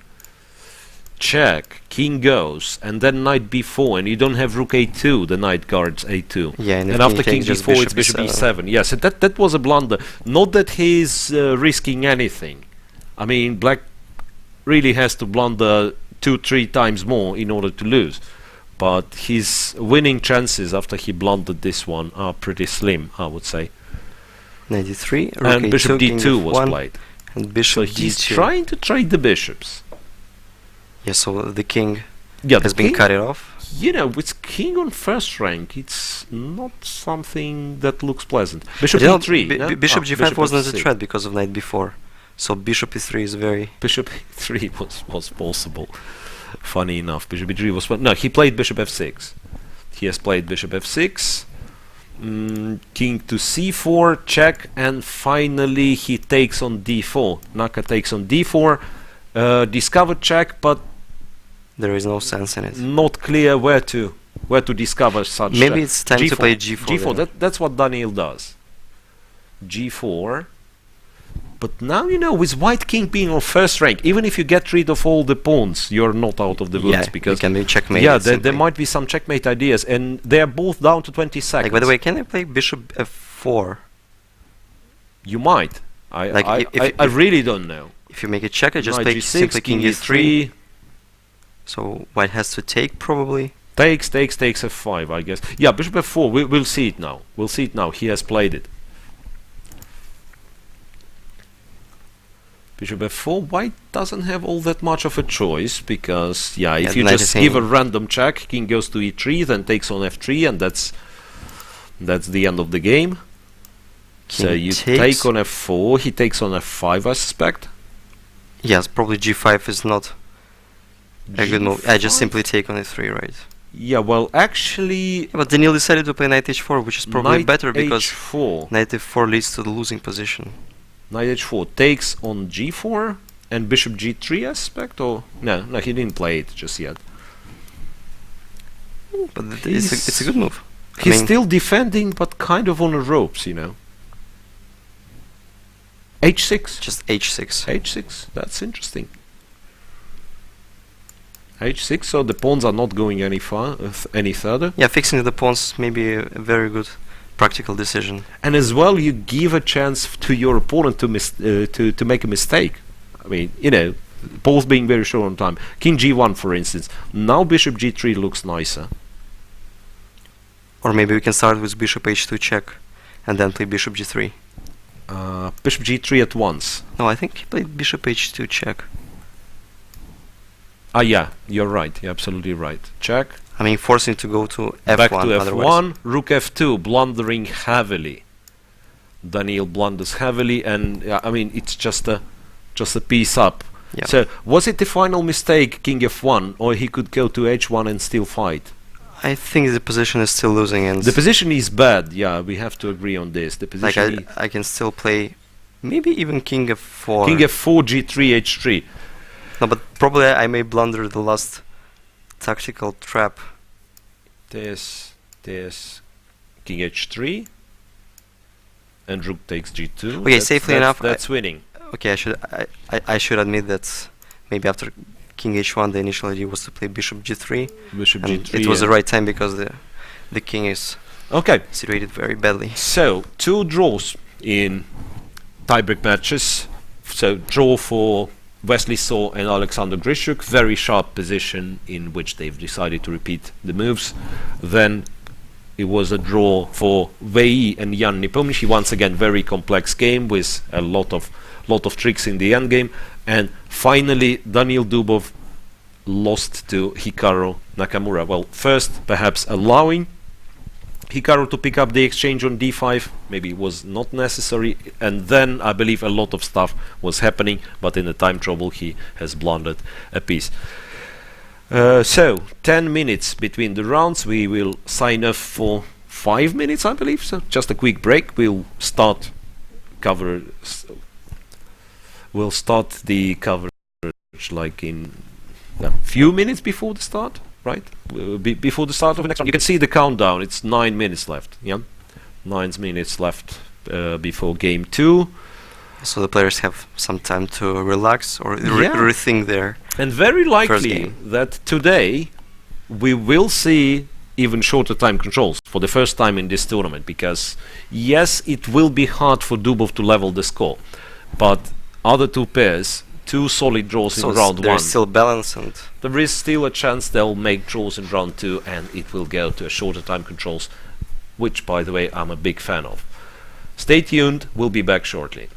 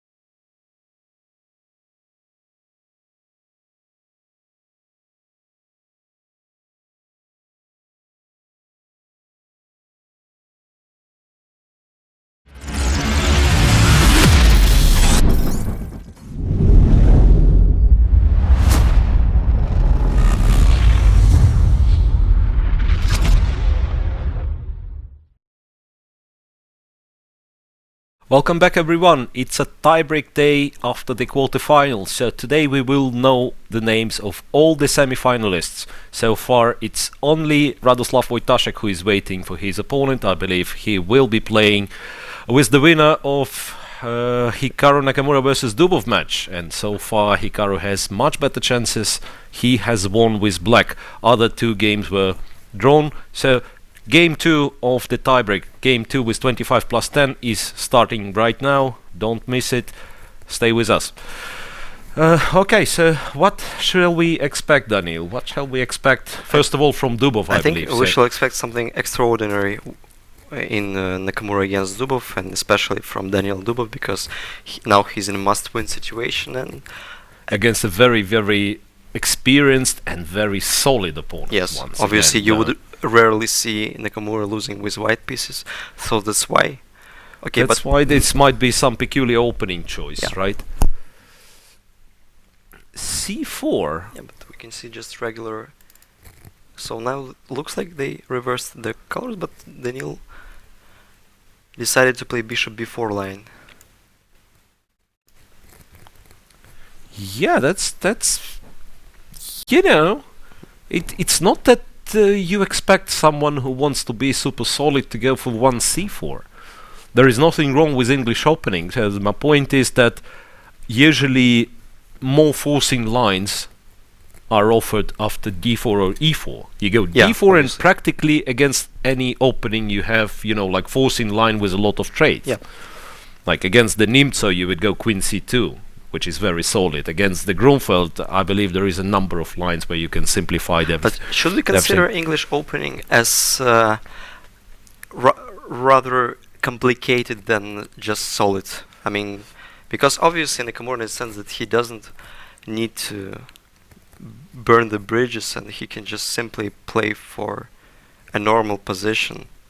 But okay, his other option was to play d4 and yes, at some point anything, provoke black to play some openings like Benoni or King's Indian. But c4, well, I mean, probably just a very good psychological decision made by a very, very experienced player. So it's like saying, well, I will not play for a draw, I'll just play Yes, chess. I'll just play chess. Yes, I'm fine with this position. Obviously nothing wrong with the position. So the bishop is already on g2 and knight c6 was played. I mean, I think they transposed to the very main line because, yeah, knight f3, after knight f3. And I believe Hikaru has won a game against Vishy Anand in this line. Bishop c3 was not played there. This is the game in Moscow Candidates. I'm talking about the Candidates which was won by Karyakin in 2015. That was bishop c3, dc3, B takes castle. Castles, and then yeah, that's one of the key positions since, I don't know, Karpov's time. E4, knight d4. Okay, so not to e1.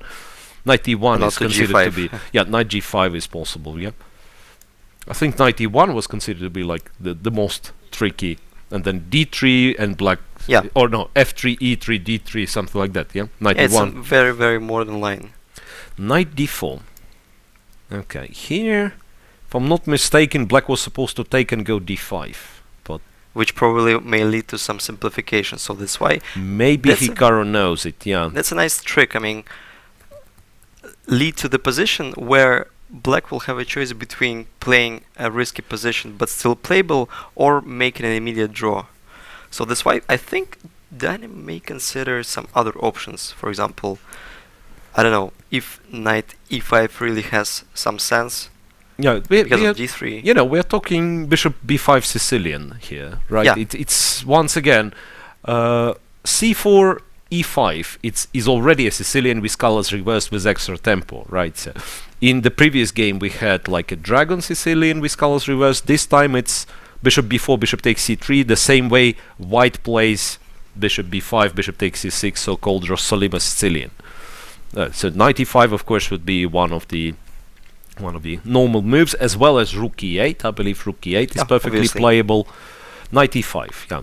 So just keeping more pieces on the board. So d3. I suspect d3 is the move, yeah. And maybe just black simply may not react to d3, just try to play h6, preventing from bishop g5. And well, white takes to go d6. if white takes, maybe I mean, first to take on c4 yeah. immediately, or yeah. I mean, my point was that the pawn is typically not running anywhere, so maybe you take it immediately, yeah. To try to complicate matters, obviously. And I think Daniil already did it. I mean, like knight e5 d3, and the position is not as well known as the position after knight takes d4, so that's why c5, okay. Driving the knight away from d4, can go practically anywhere. Knight b3. yes, but knight f5 seems risky because of d5. Yeah, knight f5 is too much. Yeah, knight f5 is too much. Knight b3 or knight c2. Yeah. I mean, I wasn't sure. It's like knight b3 technically wins you the tempo because you attack the c5 pawn. By the way, is d takes e4? I mean, of course, Nakamura will not make this kind of move. But that's a funny move, yeah. I thought about this position. Get all the central pawns in the world, yeah. e5, knight. But maybe it's just too much because Actually has to go to e8. I think d5 is Yeah, but the then next d5 move, is the very next move. Yeah, if let's say if in case of queen d3, the knight would have to leave to b6. Yeah, but the problem is d5 exactly as we said. Yeah, Like if the knight would have to e4 leave, then of course white would get some compensation. But yeah, but that's too jolly. I mean, it's just a funny intention. I mean, so of course that's after too c5 funny to be true. Yeah, knight c2. knight c2 is played. Yes, sort of more flexible. So later on, especially if black takes d3, right? So then knight e3 will be a nice square for this knight. Knight e3 and controlling d5. And the problem is that I'm not sure if c5 is really an improvement, because in these lines, I mean, comparing to the position if we played h6 immediately, probably would have a better pawn structure, because in this case, after playing c5, knight c2, d6 I'd like less than the position I mentioned before because of bishop g5, and now white can control the d5 square at some point. So, and it's not so easy now how to... But Daniil had another idea in mind. He D3. has taken on d3, went d5 immediately. Yeah, complicating, simply complicating. Okay, it allows still white have a... Opens up the position.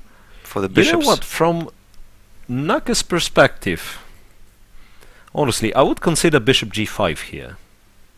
Or bishop f4, bishop or g5. bishop f4 attacking the knight and then bishop g5. So my point was, like, bishop g5, if you want to, I mean, and you probably should, take on c4 and then trade the queens. And then I believe it's just that white bishop on g2 should be enough compensation. Like if queen d1, rook d1, white should have no difficulties making a draw, because even I have to take with this one. One of the rooks takes, yes. Okay, or maybe it was f. Whatever, yeah. It feels like this is just... But it's still the game. I mean, like, I'll take knight on c4, yeah. Knight e3. I mean, if I'm, stubborn in my intentions to make a draw, just trading all the pieces, I believe I will win the pawn back somewhere. Because of the pressure the bishop on g2 applies, on b7. I like this position for white. Yeah, I mean, really. It's like, especially keeping in mind that draw means you won the match. That's a very pleasant position to play. Right, Naka went bishop f4. So, which might be even stronger. Yeah, but rook e8. I mean, rook e8. So that's what you want to do. Rook e1. By the same token, yeah. Maybe bishop. No, bishop g4 just simply f3. You can always... just that's f3 because the rook is... Rook is... we can show it. Protected. f3, so the typical tactical motive would be to take on f3 here, knight f3, bishop f3, and then to take on e1. But in our case, there is the knight on c2. So otherwise you would have to take with the queen, black takes the bishop on f3. But the knight is on c2, so knight takes and white is just up a piece. So this tactic doesn't work. That means after bishop g4, f3, white simply wins material. The bishop is attacked, the knight is attacked. Yeah. So, yeah. Okay, so other thing to do, knight g6. Attacking the bishop, you don't want to take on... And then bishop g5, and this is painful. This is painful because, knight g6. it's not like he's forced to go bishop g5. He can go bishop e3 as well, but bishop g5 seems to be like more forcing, right? But you know, like maybe Daniil's idea was to play h6, force white to take and then take on c3. But you know, like obviously, that's once again, it's very hard to believe that. Yeah, like bishop takes possible, or maybe even pawn takes. Pawn takes was interesting as well, because d4 was interesting. I mean, once again, it was so many options. Knight e3. Yeah, actually, what's wrong with knight e3? Maybe first of all, I'll take on c4 probably. Takes, then knight d5 was my idea. And now I'll start to surround the c4 pawn, which will probably take on very next move, like playing queen d6. Yeah, d takes c4. Maybe knight e5. Knight e5. Which is still the game. Yeah, absolutely. I mean, it's... I wouldn't be surprised if White's position is better here, but it's still the games here, so anything is possible. So that's why I think I've liked your bishop e3 more than bishop g5 probably in this very moment. Bishop e3 played, yeah. Bishop e3 played. So now that c5 pawn is hanging, what and to now do? Like if you play b6, now I can play now bishop g5 happily, of course, with such like with such pin. Yeah, with such pin. Yeah, it's unlikely Dubov is coming back here in this match. Yeah, I believe it's just that the opening went very nicely for Hikaru. He seems to be very comfortable with how the position looks, and it's really tough. I mean, in such situations to really find the way to play. Yeah. By the way, how can we try to find even a single pass how to continue the fight? I mean, like, okay, bishop e3 is obviously secures white advantage from the opening, but like if I take on c4, there is even bishop c5. Yeah, I know. I mean, that's the problem. Yeah, so d takes c4 is very, I mean, it's very solid and keeps the advantage, the power of two bishops is just in case of emphasizing. dc4, you probably have to play queen c7 and pray. Yeah. Yeah. I mean, something like that. Yeah, but if bishop c5, greedy play. Yeah. Greedy and strong. Because cd3, I don't see the reason why I cannot take on f8. Yes, you'll just take and win the game. But if I play rook e8, then d takes c4. Yeah, like queen c7 and probably queen d6 immediately. Trading the queens, winning the game. Yeah, or not losing at least. not winning the game, but winning the match guaranteed. Yeah, I believe white is much better objectively, obviously. But once again, I mean, to add to this, that so the black is much worse and cannot make a draw. So actually rejecting all the drawish lines, if any occur, that means you're just lost. I'm sorry, but this position. So really bad. b6, what did we say? b6, bishop g5. Okay, maybe I still can continue with bishop b7 or bishop e6. Bishop e6? You think f4?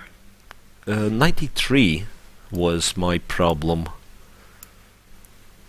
Okay, maybe I'm okay in sacrificing in this. Yeah, you take on c4, but once again, my point was that I don't want to take your rook. I just want to take on c4. With pawn, probably. Yeah, pawn takes. Or with knight. Yeah, pawn takes. Pawn takes fine. Pawn takes fine. So both sides will get doubled pawns, like queen d1, rook a d1. Maybe still I can play this one. Rook something. Takes on f8, go bishop d5. I don't see white losing this one. Obviously. Or take on f6, go f4, and white is better. Yeah, just I mean it's very it's quite difficult to find anything there for black, but then decided bishop g4.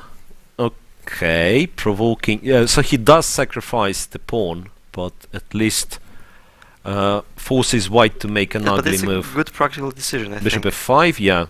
What if white play intermediate g4? Okay, so I think Danny is just trying to force white to push. Yeah, like to actually to kind of distract from my way of thinking. Like I always keep saying that, yeah, I'm happy with the draw in this position, and Hikaru obviously is perfectly aware of that. Yeah, but Hikaru took on c5 immediately. Took on c5, okay, so rook e8 I suspect. By the way, is there any tactical motives? No, but not really. No. If I take it, just take on a fate. And Yes. Okay, maybe if I proceed, D4. yeah, knight d4 or knight d3. Knight 93 d4. queen b6, knight d4 is more solid, obviously. Yes, so That's a rook up already. yes, rook up. It's too much, yeah. Rook e8 has to be played. Yeah, honestly, I don't see like a perfectly comfortable move after rook e8. There should be some. Knight e3. You know what? If I start with g4 there, Bishop e6. so you mean still I have to make a Yeah, well, g4 creates some squares. It's like knight f4, knight h4 Yes. all of a sudden become an issue. So not accurate that's- at all. Okay, so let's leave Dubov thinking, and this one let's look at the other games. To remind you, we have 3 tiebreaks going. That's perhaps the d takes c4, by the way, offering the f8 rook, and it feels, you know, it feels like a desperation, to be honest. Well, he takes with the knight. Well, there is some point actually, because d3 pawn's hanging, dc4 is not possible. Queen's So traded, what- knight is what to hanging. do? Probably just simply knight d4, bishop Knight takes and rook d4, e1. rook e1. Yeah. Okay, obviously It's like black white gets is better, but black has some. Black gets some jumping. Knight d5, queen a5. Yep. Well, might run out of those active moves pretty soon, but Maybe it was the only way to play. perhaps yeah, he has to keep the position as unbalanced as possible. That's the only chance. Right. Let's look at the other games. Whatever you like. Nepomniachtchi and Nepo with Svei. Nepo having the white pieces. Wow. I believe some Italian No, once it was again. Caro-Kann. Caro-Kann. Yes. That's funny. Very because- unpredictable yeah. decision, by the way. Can you show me the actual position again? Why on earth I thought it was Italian? Because First of all, thought I saw it. I thought it may be Marshall, but there is a pawn on f4 and the yeah, bishop on and h6. that's how I came to the g6 h5 doesn't make sense, but sometimes they bring the knight to f4. You know, it's taken. No, whatever. We were wrong. It was a Caro-Kann. Okay, It was from the well, very beginning. It was the funny very Caro-Kann common. was I don't know why Nepo decided not to play d4, which is very principled. knight but this c3. is Okay, also 2 knights. Well, G6. decent position, and then g6, which is by far not the most common move. Obviously, knight f6 or bishop g4 are Yep. well-known It's like opportunities. the bishop g4 is It's very solid. almost automatically played. Knight f6 is also a move. g6, it's no longer a Caro-Kann, I would say, but more of a some Scandinavian. Yeah, it transposes to, and Scandinavian we are referring to e4 d5 immediately, right? E takes d5, queen takes, and usually we get somewhat similar structures. So now we can name it as Scandinavian Caro-Kann. Yeah, d4, bishop g7, h3. So it's considered to be wise to prevent bishop g4 for later. Takes, knight to f6. Knight f6 White and exchanges. black simply take with pawn. Black takes with the pawn. Yeah, because bishop takes, bishop h6 yes. is somewhat annoying. You can't castle, and you won't be able to castle for for a Okay, long maybe time. I still can try queen a5 check and queen h5, Check but c3. it may be too much. c3, queen h5, queen d2. Yes. Then you have. Oh, you no, don't have. No, G5. I don't have g5. You don't have g5 That just was my yet. first Yeah, intention. don't have g5 just yet. So it's queen d2, and then still. So it's awkward to give white the possibility to Yes, put the but bishop on it's h6. a very personally, I think it's very okay. I would say suspicious and very strange decision made by Wei playing such kind of opening, because he is not in a must-win situation. He can play a calm opening. Yeah, he could have played something more solid. And you know what? There is such line in Caro-Kann. When you go knight f6, Yes. white takes, and then black takes. takes with e-pawn. But bishop goes to d6 usually. Yeah, exactly. That's what I wanted to say. Like, white's moves, knight f3 and h3, do make sense. While black's g6, bishop g7 is not obviously the good moves. Alright, so let's go further. Let's go further because a lot of stuff has happened. Castles, a5, a4. Okay, those inclusions usually make sense. Bishop f4, knight went to b6. Later on to d5. Right. But you know, I wasn't quite sure that a4 is a move that you really need to make after a5.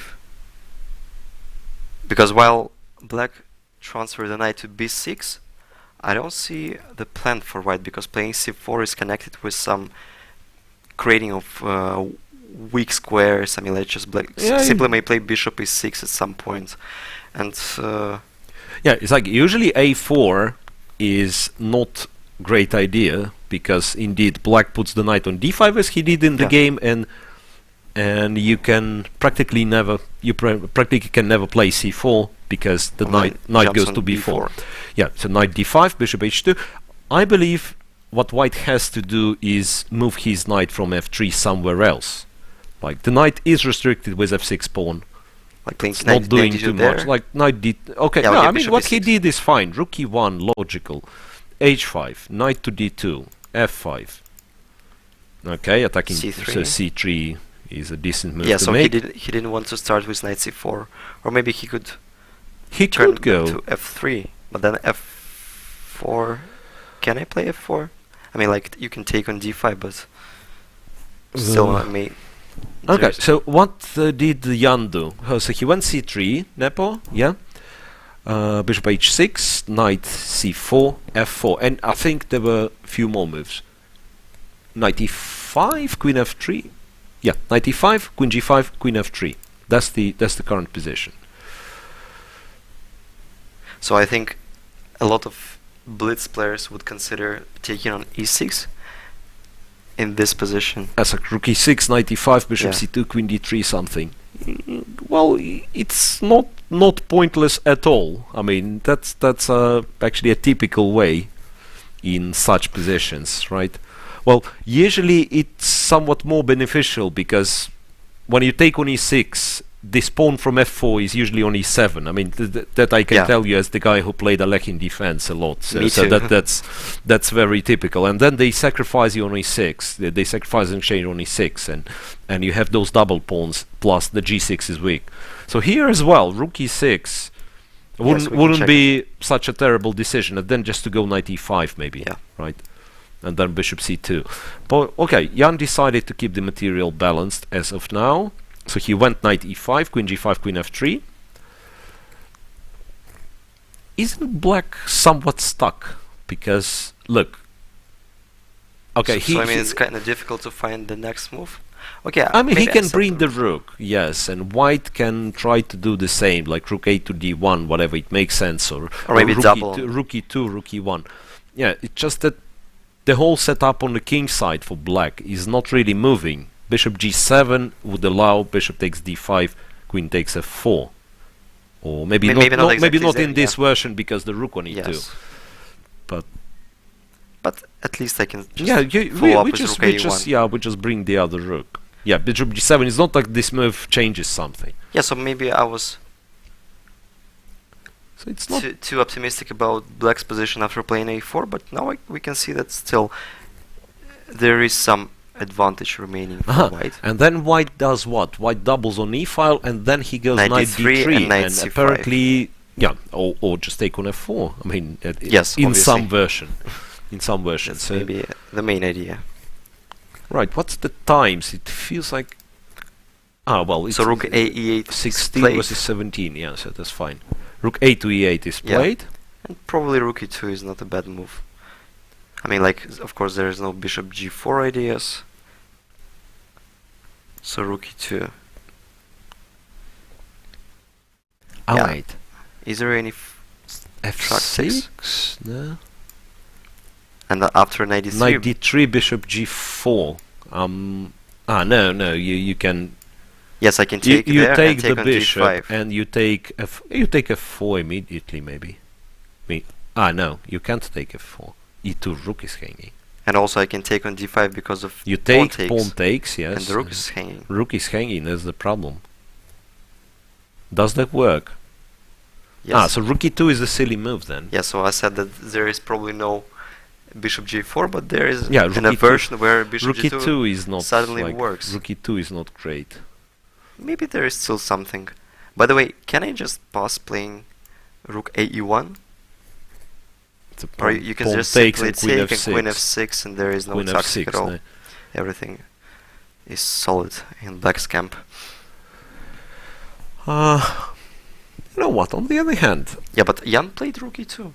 Jan did play rook e2. Yes. So after f6, what's his plan Going to B? do. Plan B. Okay, he can go knight c4 back, so that the d3 square is still available for the queen. So And now? he doesn't lose material this way. Yes. And knight d6, and now the bishop on e6 is not stable. However, Yeah, so rook e2 plan is working. yeah, perhaps. So rook e2, next move rook e1. And probably we is calculating f6 now. Still. Yes, but if there is nothing forced after f6 knight c4, it means it's just black have created another weakness for themselves Yeah, it's like f6 is not the move you are happy. with. Well, technically it's still possible, right? Bishop g4, h takes, the queen is hanging, so you are forced to go queen g3. Then I take on e2, sorry, queen d3, then I take on e2, go g3. Who knows what that? I mean, queen takes and g3, so winning the piece back. But by that time, I don't know, some knight d6 might happen, yeah. You know, like you can take king takes or king h1. Maybe king h1, I don't know. I think just after to get- king h1 white is slightly better. Because the bishop...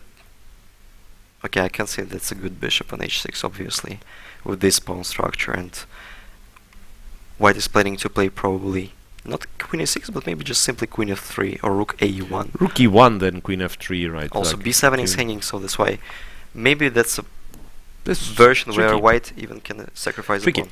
Okay, so Wei is thinking, let's leave him in this position. Let's see the third game of the tiebreak, the third match. Yeah, Chris Chris Shook Shook. against Wesley So. A lot of stuff happened. Is that the position? So think we are so. talking about some middle games, and here it's already an end game. So by the way, That was what? What? is it called Vienna? No, it's not No, Vienna because of that's c5. that's semi-Tarash. Semi-Tarash, C takes. which became No, it's popular. not the semi-Tarash. It's the other thing. C takes some sort of a gambit.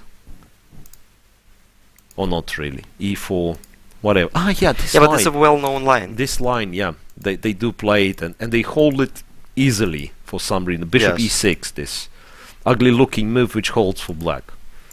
Let's see if it will in today's game. Takes, king to e2, bishop b4, I believe. Yeah, Knight e4. knight a4. Well, you have to keep the knight on the board. So you like knight e4 instead of bishop d2 at some point. Yeah, knight a4 is fine. Knight a4, king e7, rook d1, rook d8. So he's So black has better development at the moment, but the pawns are and very, he's a very- pawn up. Yeah, Yeah. but some weaknesses, of course. Yes, bishop a3, rook a8. So Rook Wesley, a8 Wesley decided to is- play rook a8 instead of the more, I would say, natural moves like okay, a5, maybe yeah, a6. a5, a6. Yeah, probably rook d7 is not good because of some a3 stuff, or rook c1 first. a8 is yeah, it's not the move you look first at. So like the initiative now. So white has an initiative at least. Rook I mean, c1, king d7, rook c4. So white wins the pawn back. but they just don't need to hurry to rush. Yeah, so Knight d5. Wesley decided yeah. to play knight d5, rook e4. Rook takes on e3. Obviously, this is the better endgame for white. Yeah, which you can play for. I mean, you can play for long, right? That's- h3. So he decided to play h3 Rook instead of... f5, king e2, and h5. So that's how black is planning to hold. So everything on... So Wesley's plan is to secure the 5th rank, creating some threats and force white to push the pawns, which probably may be not the best decision. So h4, g4... I mean h5, g5 or what? No, I Yeah. saw that I'm just going to play to rook go a5, rook rook d5, d5, rook g5, and That's just like stay. an away from all possible angles, yeah? Maybe it is a time to transfer the knight Okay, to c4. Alex went knight b2. Knight b2, and if rook a5 is there, I mean, just I think rook a5, a4, rook d5 inclusion is. I can't Wait, say but this in black's favor, but at least hypothetically, what kind of an endgame is rook a5, rook a4? Because you have you're to forcing trade. me. Yeah, you have to trade. Or and maybe I still can play rook e5 and somewhere. well, bishop. you can, yeah, you can. But I mean, if this happens, okay. if the rooks are traded, I mean, what's that? It's clear that white has. An It's only white who has the advantage, has the winning chances. It's the question is how much of a winning chance white has, because a lot of weak pawns, but at the same time he does control some. Okay, I can't answer to this question, but I would be 100% sure that I would pick white in this position. That's out of question. Right. I don't know what to do, because like white have a very clear plan, and it's a bit puzzling what pawn structure we have to leave on the king side, because like playing For g5 black, is yeah, connected with G5, some risk. White goes Maybe g4. G4, yeah, G4, H4, and then black then is black is claiming you will not pass, huh? But playing, I mean, we should remind you that they're playing rapid chess, and the probability of making a mistake in the time trouble is rising in Yeah, comparing to the classical games. Okay, so what's the knight b2? Wesley didn't answer just yet. Right after knight b2, that's the position. Okay, I expect that longer endgame. While that's even if it's like will be a draw, it's clear that Krysiuk will try. That's one of those scenarios where you are getting a risk-free position. That's what. That's what Chess players wanted to have. nowadays enjoy the most. Yeah, Krysiuk bishop decided to play c4. knight d3 instead of Knight d3. Yeah, f2 was kind. Yeah, I mean, like, Knight d3. yeah, he didn't want to play f3 probably because he's fixing his own pawn structure and allowing black some counterplay connected with playing at some point h4 and rook Wait, g5. maybe he has something concrete in mind. Yeah, knight d3, king d6. By the way. Is there a way for white? For some reason, I thought white can once again force the trade of rooks. But rook d5 is almost anywhere. Rook I mean, f4. First of all, I'm not sure if I'm happy with the trade of rooks. yeah, because the in king this is already in the case. center. Yeah, but then take. No, for instance, if you take, then h pawn is. You probably don't take. You know what? Rook f4, you go g5. Yes. You go Obviously. g5. So if white takes on f5, it improves black's structure. pawn structure a great deal, and the king is active. So Obviously. that's not what you want to do. So bishop c5 to king d6 is a very good idea. Very good defensive So resource. controls kind of his part of the board. Everything till 5th rank is under black's control, and even some squares on 4th rank. So How to to imagine, improve? yeah. How How to to improve? imagine? Yeah, white kind of is very solid and yeah, keep saying white is better, but maybe it's just nothing. Yeah, because king on So e6. the principal decision is to take on c5, but I'm not sure if it is in white's favor. Yeah, rook takes. Yeah, rook takes, for example, I just simply play. Yeah, but you play a5 next move, right? I play something. Yeah, I want to play rook a4, but Rook a4. Yeah, forcing f5, a5, but obviously it decreases the Yeah, white chances Once to win again, the game. in terms of exchanges, I would rather change the rooks. Yes, but change the rooks. we don't know how. Yeah, we can't do it. Yeah, but the rook endgames. I mean, you know what happens. You win the pawn, and it's still a dead draw. Right. Let's move. Let's find something more entertaining. Let's see if Dubov will get any chances against Nakamura. That's the position, right? I Is think that so. right? Yeah, so it was like bishop Knight c- d3, Uh-huh. and Nakamura So decided we to play managed to trade get- the bishops yeah. immediately. We managed to guess this. Knight d3, takes, knight e1, rook d2, knight goes, knight takes, knight c3. Isn't it tricky? That's like knight c5 is the move in question, right? Knight d1. Knight d1 takes on d8, Forcing the trades. And knight takes b7 on in the d8, end. knight b7, But there and is then rook you go d2, rook d2, and this is a and you're chance. actually Better. much better. Once again, I mean, I don't know how But you know- realistic the chances for win are. You know what? I think that Nakamura has blundered the following thing. That after queen c2, Mm-hmm. do I have this check? by You the way. do. Because after knight f2 I have knight e2 suddenly. And everything falls with a check, right? Yeah, so I take on a1. Yeah, very if rook nice e2, you take on a1 with a check. If I go king g2, on the other hand, you take the rook, I take the other knight. Okay, can we check this line? So there is a check on I take the G1. other knight. Yeah, there is a check And you on know, like, g1. You cannot take on e2 the next move because I play queen Because f1 queen check. f1, yeah, then it's pointless. Yeah, so that's absolutely this is pointless. just winning. So So did Hikaru really got into a bit of a trouble? so What are the other options? He's got, wait, queen c2, queen d4 check, but he's not forced to go knight f2. He can go king g2. Right? yes, probably that's what I've King blundered. g2. Well, it's not the end of the line because you do have rook d8. You do have like, yeah, rook d8. Yeah, rook d8 is rook d8. maybe the strongest. Pinning my stuff. So the Well, knight, so what if knight's not I moving. hypothetically play rook c1? Can I take on g3? c1. I mean, it's messy. I mean, that much I can So tell you. at least Daniil forced Hikaru to calculate the variations. Yeah, We can see that Hikaru that's is the not, game. is not so calm and he Yeah, may be a bit Hikaru's nervous. not particularly happy, I believe. So he went himself for the, let's say, for this position, trying to kind of sort out the issues by force. And also Daniil has twice Twice more as much time, yeah, twice as than much time. Hikaru. And Hikaru Uh, is nervous. Queen, well, the feeling was that he was planning to go queen f1, queen Yes, queen e1. e1 was Okay, queen e1. Another thought. So the idea that after knight d3 I Knight just simply d3, play queen queen e3. e3. And those horses, they are hanging. But still I'm sure that Hikaru missed this opportunity. So let's go back. Let's go back. If check happens there, then you do. Then the rook is protected and I can simply play knight f2 I think. Then you can go knight Because f2. after knight d2 I take with rook. Knight e2 you take with a rook, yeah.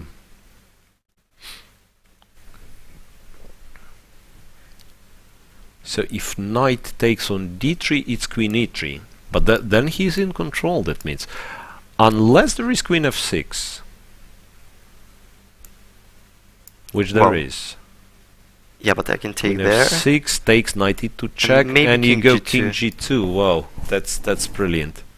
That's brilliant. So the point being that whenever you take the knight with, black obviously takes on a1, but this time, yeah, this time it's mate on back rank. Okay, so if this works, then of course credits to Hikaru for finding it. That's I yeah, think queen he, e1 he, is- he didn't have much choice. I mean, in this position when he realized that queen c2 is probably not working, queen e1 is. I mean, okay, there is queen f1, but queen f1 at least yeah, looks queen less f1 solid. you give a check, right? Yes, and the knight is You give a the rook is check, yeah. pinned. Queen f2, it's once again a check from e2, so like king g2 is a must, or king Okay. h1, and then you play rook d8 and Or maybe knight d5 or knight something like d5, that. yeah. So that's So it's still a game. would have been another game. This time it's queen e1, and honestly I don't see a move. Obviously you can keep the game going by simply moving the knight from c5 somewhere, right? Or not really. I thought knight e6, for instance. Can I force some It's simplifications? probably bad. I mean, it's probably Yeah. bad for black, but it's once again, While the knight's on the kind board, of- there is still some intrigue. yeah. If it's a choice between getting, let's say, slightly worse but simplified position or position of that kind where you still hope for some jumping, you know, maybe that's what you have to do. Alright, and then in Nepomucci's game, what's happening? Because here, yeah, since we found this variation, that's well, in Nepo's game, quite a change here. Yeah, so f6 F6 was played. played, and, h4. Ah, well, so h4. So he decided not to go knight c4. Yeah, but we've blundered, and he apparently, I mean, by he I mean VE has blundered, because yeah, that's very simple solution. h4, you cannot take on h4 because knight g6, So queen f5 and bishop c2. Very simple. Yeah, No, so we can claim no that mystery. White is better. Why not winning? At least better. So the queen for 2 minor pieces should be. Okay. So at least he's getting he's getting one of the exchanges. And there. also the bishop is a bit bishop stuck. f5. All right. So that's not as simple. Rook e1, bishop g7. I can see it. Yeah. The bishop on h2 is not great. Yeah, but the pawn on e5 is. I can't say that it is untouchable, but yes, because black may take with the bishop, and he will get to this pawn. Rook f5 is another. Say reinforcement. Rook f5, king h7, and then finally. So what take to do on with e5. white there? How to So interestingly enough, it's secure not, the advantage? It's not that simple. Was he forced? If we are talking move 23, was he forced to take, or later? Yeah, rook c2, of course. Yeah, fe5. Here, could white do something else, or? I think not really. It's like he could save the exchange by not taking on e5, by doing something else, like queen d1. But then black goes e4 and says, I have some initiative, right?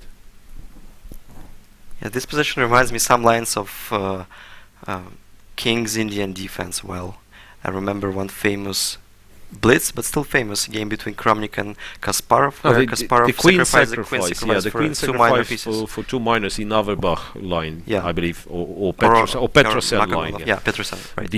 An early d5, yeah. It was somewhere anyway, 94. Search, Kramnik, Kasparov, blitz. I believe it was in Moscow as well. Yeah, 1984 probably. One of the really, really nice games in the King's Indian. G3. Played by Jan Nepomniachtchi in our position. Yeah, well, but picturesque. c4 first. Yeah, knight b4, queen d2, bishop takes e5. No, he took with the rook first. Of course. Yeah, he took with the rook. Rook takes, bishop takes, and then g3. And now the structure completely reminds me of King's Indian defense. Clever. Yeah, but I think what Jan does is very clever. Just opening the position so that. This way you can prove that the queen is stronger piece. And the way he's trying to prove that black is not worse. I mean, obviously there. Yeah. Okay. So what do? You take on g3 and then bishop I just g3. play king g7 and rook f7 probably. G7, rook f7. Starting with rook f7, which is queen d8. Then. Yeah, queen d8. I'm blundering it. Yeah, it's like the structure is not compact enough. Yes. And usually. And knight is restricted. Yeah, usually you prefer the bishop, I mean, trying to set up a fortress in positions like that, you prefer the bishop because knight cannot really shift quickly from one wing to another. But the problem is that I think that we couldn't avoid the trade of bishops. Otherwise, some bishop c7. Yeah, bishop c7, bishop d6. No, I mean, I think the position is just bad. I think the position was just bad. So here, how do you even keep it? That's a good question. Could it be that you have to give the c pawn, like you go c5 for instance, or give the b pawn playing rook f5? I mean, I'm trying to activate. This might be, by the way, knight. Rook f5. No, maybe you're not actually. Maybe you don't care. Maybe just claim that no, this is not a fortress. Now I realize. Yeah, check. King goes. Queen c7. You go to h6 for instance. I take. Maybe I can play queen b8 first. But yeah, but this is like you're trying to get a tempo. The position. Maybe you'll get, but okay. Queen f7. I don't see much of a counterplay from black side. Yeah, even if you take on b7 immediately, that's even there. Yeah, and what I thought that it could be some sort of a fortress, but the moment I realized that white takes and then goes queen b6 and then goes c5. So the a5 pawn is also gone. Yep. The other way to do it, to try to do it, would be to go c5, and after say queen d6 to go king g7, after queen c5 to go knight c6. So claiming that I will keep it like that. I will protect the b pawn with my rook, and try to pretend that you're not breaking through. I mean. there should be some way. An hour later, I think that we have to play king g2, g4, and king g3. Otherwise, how to cross the f file? Well, there is also an idea to break through with queen b6, c5, and then b4. Also, So, yeah, but it's connected with some counter once chances. again, objectively, this should it should should be be winning. Yeah, that in rapid, of course, you do. Well, I mean, you keep playing no matter what. I mean, that's if you lose, it's the last game of the match. So obviously, we will try to find all the chances. That's what he does in. That is the current position. While yeah. we start to think. F takes g3, and he think. Yeah, I think he's got some he time. looks puzzled. So far, how does it look? It does look that Hikaru is gonna be through. It does look that Jan is going to win. Yeah, we can briefly. Yeah, once again, Hikaru's Nakamura game. Dubov. Yeah, Nakamura Dubov one more time. Exchange up. Still, but yeah, the question is if f3 Yeah, probably is rook e3. takeable. Unfortunately. Not really. Yeah. Or even rook d3 knight e2. That's why rook e3. Rook e3 and then takes on c3. So black is more or less forced to take on d4, or Yeah, but this is maybe we can start with. Okay, it doesn't change the evaluation of position, but maybe I can try to yeah. do something there is no way. weird like b4. Before a takes, or should I snap take on f6 whenever I have a chance? I don't know. Maybe I should have taken on f6 immediately. It's whatever. You are planning to let me do it, so a takes. Yeah, I mean, I don't see how white is supposed to lose Yeah. if If I just take taking on on f6. f6 puts the rook on b2. Yeah, I so mean, the fate of the match is decided. almost Yeah, decided. I mean, it's white should be completely winning in this position, and once again, I'm kind of trying to say that I don't see the way I'm losing, right? Even though I believe Hikaru, if the opportunity presents itself, he will win this game. He will not offer Obviously. a draw in a winning position. Right, so this match looks over. Nepo's match looks very close to over, because yeah, I don't really see Yeah, he has a black huge defending. advantage, and it's quite difficult to defend this kind of position. Yeah. So the only intriguing game is Krishuk against Wesley So, which is quite likely, I would say, to go to, to be a draw and to go to another tiebreak, to go to shorter time controls. So can we have a camera on Krishuk and Wesley So, because the other two games seem to be decided. Yeah. And now the question is, of course, I mean, what's the situation with the time? We can barely see it because of Yeah. the light. The reflection.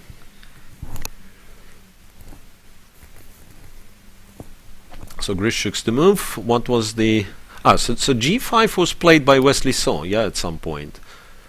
a4, so he provoked some weaknesses. This rook f5. Yeah, so he decided not to take on I know, f4 because of h takes Mhm. g5, which can probably be lost for black because of the pawn structure.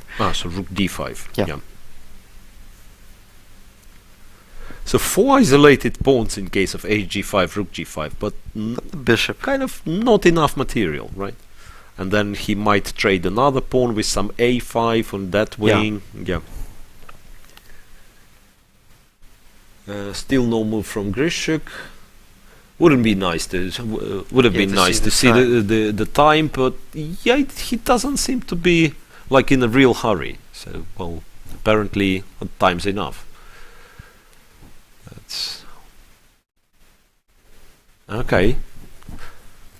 To be honest, I don't really see what else white can do. Instead of taking on g5. Yeah, I mean you can play say a5 but how does it? Yeah, a5 knight c5. By the way, can I play knight b2 there? Okay, first takes Yeah, on first G, take. he takes. I mean, there. my idea was, I mean, like in this position, after playing knight b2, there is king d5. But Yushik decided to play a5 first. a5 first, yeah. So bishop to c7, and Wesley So leaves the board. Probably he That's- has enough time to. Aha, so now knight do. f4 provokes something. Provokes weaknesses. Or maybe, yeah, because it's a kind of a trap, because after... No, it's not a trap, I can play rook e5. Rook e5, king d3. King d3. It might be a sort of a trap. Takes. And no, but you take on c5. c5, but that's perhaps still a draw. King c6. Yeah. Okay, a6. Yeah, a6. What draw I'm talking about? No, for some mysterious reason. Yes, I but just thought it's still unclear. I mean, you take on f4. King takes, and you take. Yeah, I think I take on c5 first. I don't want to calculate this. Knight c5. No, so probably it's just lost for black. Wait, knight c5 was played instead of knight f4. It's a different version. Knight c5 here. Here I don't see the reason why he can't go rook e5. Maybe it's just an only move. Okay, we can try e5.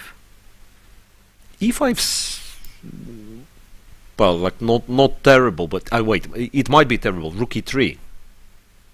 What do you do? It's like you have to play rook g. Yeah, rook g4, but you can, yeah. Can I? Like if you just simply make a check. I have only rook d4 there because of rook d7 after king e7. And then like takes king d3. Yeah, and there is no bishop e5 yeah, because of knight b7. Those are realistic winning chances. Or maybe just simply king d5 and I'm overestimating. Knight b3, bishop d6, yeah. Yeah. Yeah, but I feel something here. Yeah, like e5 is not the move you really want to make. So knight f4 has not less sense than knight c5. But by the way, like... Yeah, but still, rook e5, how do we react to rook f5? If you just simply do the same? King d3, you mean? Yeah? Yeah. Rook takes, king takes, yeah. I think it may be winning.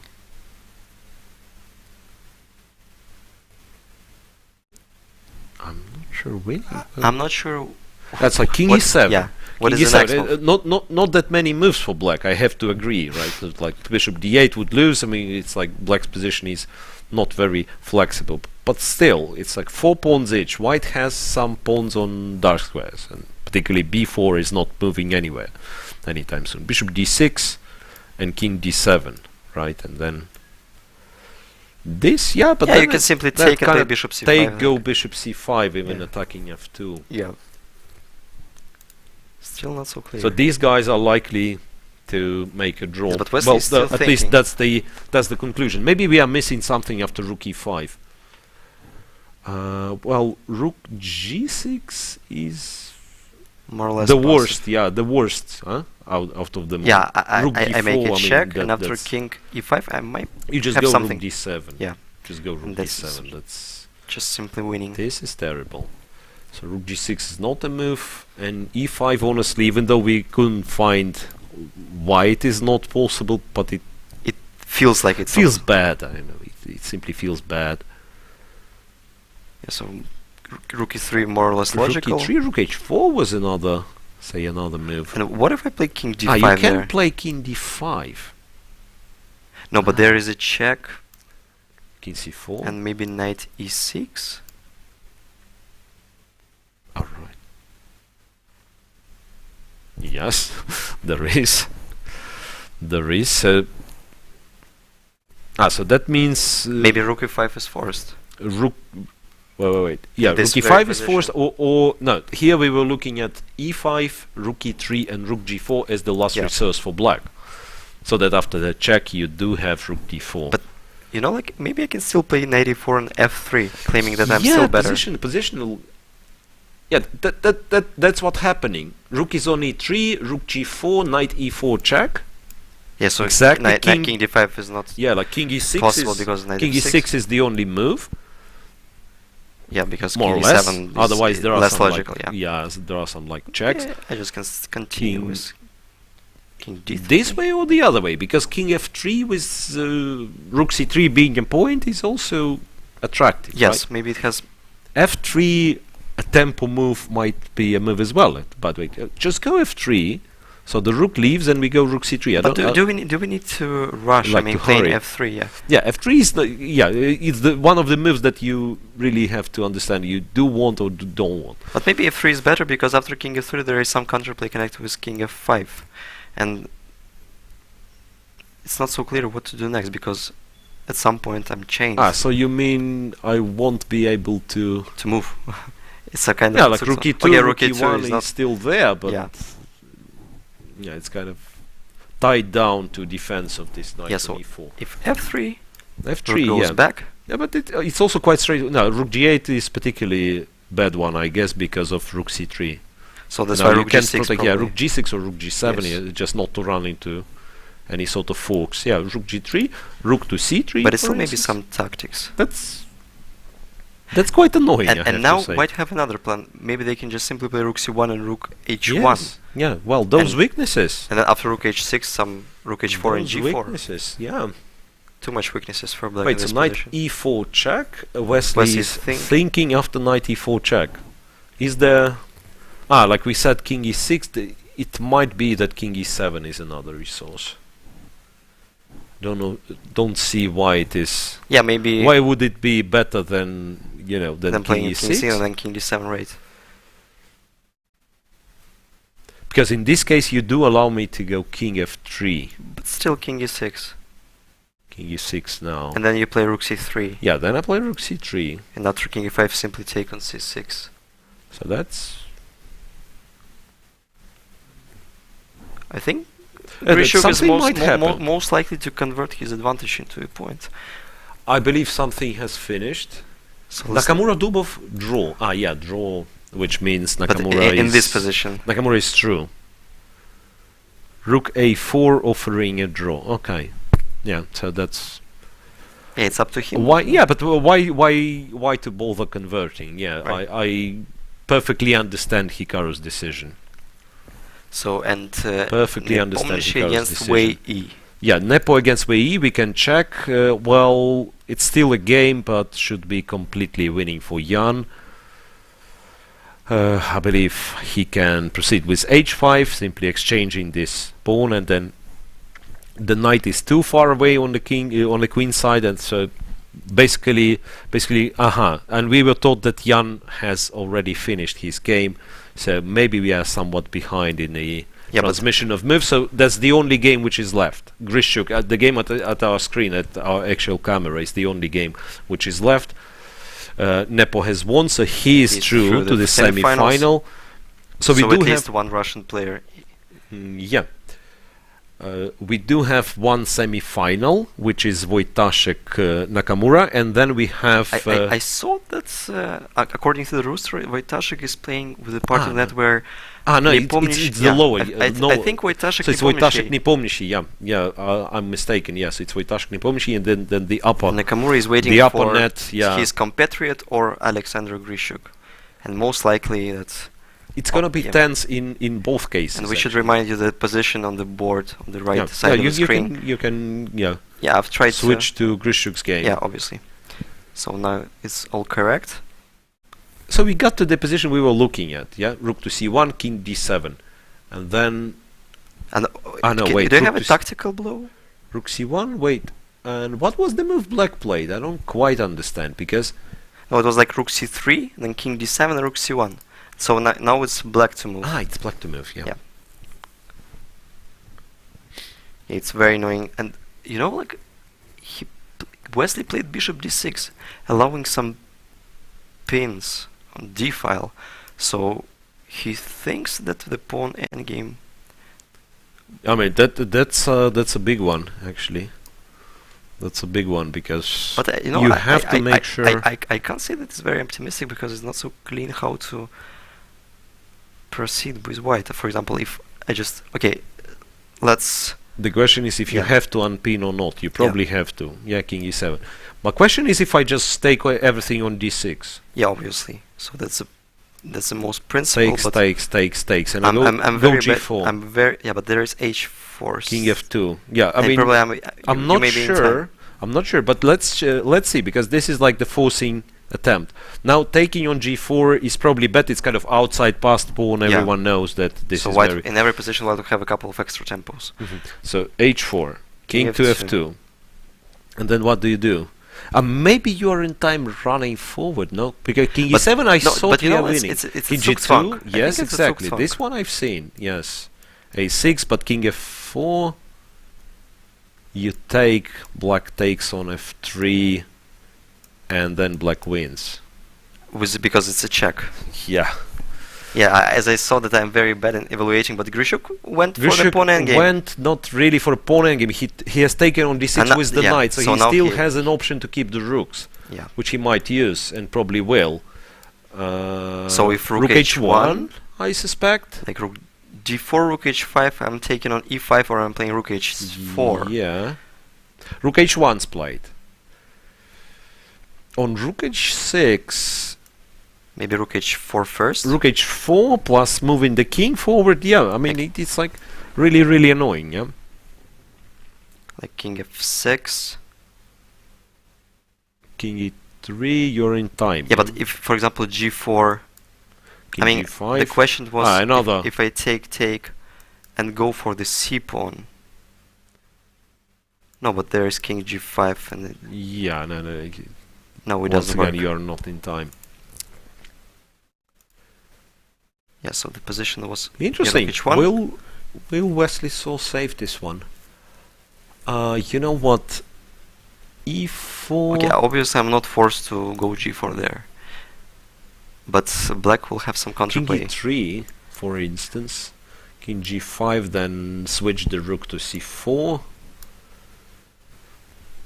I mean, Which is very clever. He's still pressing. Let's put it this way. I mean, black is not enjoying this game. Yeah, obviously, and I think that Black is not enjoying this game. white made enough weaknesses in black's pawn structure. Black black's made those weaknesses himself when he Yeah. entered this position. decided to play this opening.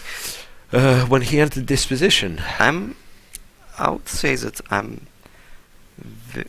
Okay, it's not an optimism. Rook to g6. he decided to so play he rook g6. decided to go for the position pawn down. Yeah, so Let's see. So after rook h1, rook g6, kind of a forcing line. Yeah, rook takes g3, check on e5 and king d6. Now, an important question. Rook e4, which keeps everything solid but allows c5, yeah, or rook somewhere on 5th rank. That those are like two key possibilities for Grishuk. so Rook to if rook e4. Rook e4. Yeah, okay. Oh yeah, for example, king d5, King d5. I don't know. king e3. I mean, if you want, you can play rook g4 maybe. Just to. Yeah, I mean, I don't see why it's bad. It's like No, obviously, the yeah. rook is not hanging. But then it's hard with such an active king. It's really hard to make progress. King e3, right? King e3 and Somewhere then rook h1, I think. then try to give and then we give a check on d4. Right. So to that- determine the position of black's so king. king goes to e file somewhere to e5, let's Maybe say, f4, and we and give then a we check, switch the directions. and we go to the other side. And there is rook c1, and it's still Rook c4. Yeah, this I would Yes, I would rook c4. claim white is making substantial progress. I mean, this Probably. particular one after rook c4, Yeah, rook he's c4 probably is- winning. He's probably winning. So that's the so rook e5. rook e5, king d6, rook e4, and then Wesley's to move. C5 is, well, an attempt, you know. Yeah, so The more pawns I I exchange, think I have to take, because after b5, king d5, or maybe I have something. B5, Maybe I can play a6 there, that's quite tricky once again. like c4. Wait, but why do we play king d5? You check on g2. So check on g2, king d3, rook b2, and then Forcing. I stopped after king c4, but there is a check Yeah, from there is a b4. check. Yeah, rook b2. Yeah, you're And right. then he's So it just doesn't getting work at all. Getting the pawn back. So that's why, following my intuition, I C5. saw that white have to take there. Alright, so he does it the other way around. He's playing rook g5. Okay, So yeah. maybe his idea is to play rook b5 and then c5. And look, and this one tends to be really tense. So Krzysztof is on 10 seconds. Well, you know what? I believe the position is simple enough. Let's try to watch it from the camera view, like full screen, because yeah, now the time factor becomes very important. And if there are some, subtle nuances in this position, we can try to tell them from, let's say, like very short variations. So if we can go full screen on the board and leave alone the leave the analysis board, yeah, that would be better. So after putting the rook on c4, still fighting against c6, c5, yeah, not allowing to break through with c6, c5. So Wesley wasn't very happy with rook Yeah, b5 idea. rook g1, king e5. Sorry, king e3. King d5. King d5. And now, for instance, once again, Check. white can give a check. From d4. Ah, no, he goes Okay, from c5. he can repeat That's at least. fine. It's fine. Yeah, the pawn on b4 is vulnerable, of course, so you have to be... Yeah, the Or maybe king d4. silly thing will be to lose on time in this game. Yeah, King obviously. e4, that's fine, yes. Well, actually, the And more I look at it, What if black just simply give a lot of checks? I mean, if I just play rook e1 there. King to f5, I suspect. And then rook c4, and the moment you start, let's say, trading the pawns, the moment you go c5, my king is already on f5, the pawn is on f4. And now we get to this moment where both of them are very short on time. I don't really see... It's clear that, yeah, on 10 seconds he made a move. Yes, check was given, king went to f5. Not so clear how to hold this one. Because at the very beginning I just thought, yeah, well, it's Yes, a rook rook c4, endgame, king one d5. pawn, it's got to be a draw. So rook e4 is probably... Rook e4 is what you do, yeah. Rook e4 is what you do. So c5 is not working because of the check? Yeah, c5, it's just a check, and then you take, yeah. Well, he did play it. Wait a sec. Check's fine, right? Yeah, check. And no, I don't know what to do. Check. Probably he Yeah, just I'm not sure blundered. what Probably he just Wesley blundered. does. I mean, he can make an argument that he goes with the king somewhere, Krzysztof takes with the pawn, and then it will be A5. possible to attack a5. But it all takes time, and f-pawn is running. It's And on the mission. Seconds left for Wesley's Yeah, but side. where to go? If king c6 Yeah, wait. I take with rook, I'm not sure if he will be in king d4. Okay. So pawn takes pawn now. takes rook b5. And rook b5 immediately. and Rook maybe b5. king Okay. e6 or f4, starting with f4, rook a5, c6. And then, if for example rook a1, there is some rook c5 ideas as well. Yeah, wait. Now, what does Krzysztof... I think if What does Krzysztof do? yeah, so my prediction is f4, rook a5, c6. Okay, let's not forget that there is a6. I mean, first of all, there is a6 for white. So f4, rook takes, c6. Right, No, c6 you and got rook to- a6 probably, which and is then a you bit go rook e6. inaccurate. You Or maybe go king e6. e6 now, Yeah, you can go with the king as well. Can go with the king. which is very solid. Rook 4 seconds. 4 seconds, king e6. Now, black cannot take on c5, he's like miles away from. Yeah, like King check. e6 is a good move because now king d6, he might, change the pawn. Yeah, change the Change opinion yeah. about the pawn he's going to Promoting, promote. yeah. Yeah. And now a check from a6, he simply goes to d7. He goes to support the c pawn. Yeah, so obviously King this to position is d7. most- Yeah, this should be winning. I mean, Rook if this F6 is the not only winning, one. I don't know what is. c6 and C6. simply rook a5. Takes. And c7 wins. c7 would c7 win. check. And and rook rook e7. Rook e7. Oh. Yeah, check and rook e7. Yeah, c7. No, but c7 or king e5 and still will yeah, I play. mean, it's still a fight. But this way... Oh, but there is some counterplay connected with king c4 and king b4, but probably black No, is no, simply king just in c8. time. Just go king c8. King c8, King c8. It's a c4. basic rook hanging. Yeah, king and c4, c7. And that's it. c7. That's it. That's So Grishuk. that's you know is that's most likely what's to written want. in those books. Just guys, build the bridge. Yeah. So king to c7. Oh, sorry, king to c8. Next move, Yeah, pawn obviously. to c7. Then grab the pawn on e7, and that will be it. Yeah, so c7. And then takes on a7. Next move, king b8. Right. Absolutely no way back for Wesley Saw. Rook takes a7. Yes. And That's probably it. Wesley will resign. So nice endgame technique by Alexander Grishuk, and well, we did promise a longer day today, but never happened. All 3 tiebreaks were broken in 25 plus 10 games. So a mini match of 2 games was enough to break the ties, and the winners are Hikaru Nakamura, who won with black in game 1 against Daniil Dubov, and then the second game finished in a draw. And Jan Jan Nepomniachtchi. Nepomniachtchi and Alexander Grishuk both won with white in game 2. So there are 2 Russians left in the tournament. Hikaru Nakamura, who is a Representative of United States, and Radoslav Wojtaszek. Polish Radoslav Wojtaszek. Yeah. So well, in a few seconds we should be able to show the results, the standing, the pairs for tomorrow, and starting from tomorrow, by the way, the semi-final starts. So back to classical chess from tomorrow. So 2 more games of classics, and I personally hope that there finally will be some results. So far, how many classical games we had? Yeah, well, we had a lot on the second day of round 1. Yeah, we had a lot of decisive results where like practically nothing went on a tiebreak. Yeah, so the scores, as we've already mentioned, Hikaru Nakamura, after winning with the black pieces, made a draw with white in a much better position. So he knocks out current world rapid champion Daniil Dubov from Grand Prix Moscow and advances himself to the semi-finals.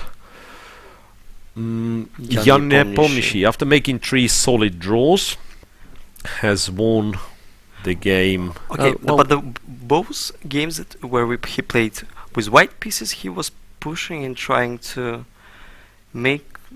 We made a mistake, and it paid off in game 4 finally. It's like game 4 was very, very strange. I mean, because some the opening decision was some choices at least surprising, just inexplicable. It's like first of all, why would you play the Caro-Kann and then the inferior version of inferior line of a Caro-Kann? That's one thing, and the other thing, well, unless f6 was really a blunder, which might have been right, the move f6, after which by force Jan got the queen for 2 minor pieces, right? Or it was sacrificed, but then it was like it wasn't properly judged.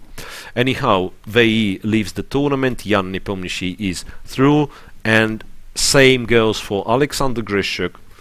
Well, and I have to say Grishuk is a classy player in this tournament. I mean, he's classy player everywhere he plays, but in this tournament it really goes well for him, because I can't recall a single worse position. I mean, okay, I have no clue what was happening in Rapid game 1. Because we don't have the engine, but it seemed to us that Grishuk was almost controlling. Yeah, it felt like what happened on the board. He had a good counterplay. Wesley decided not to risk, decided to repeat the moves, and he, in a way, he was punished because he repeated the moves with white. He was relying on his skills of defending slightly worse positions with black when he went for this opening.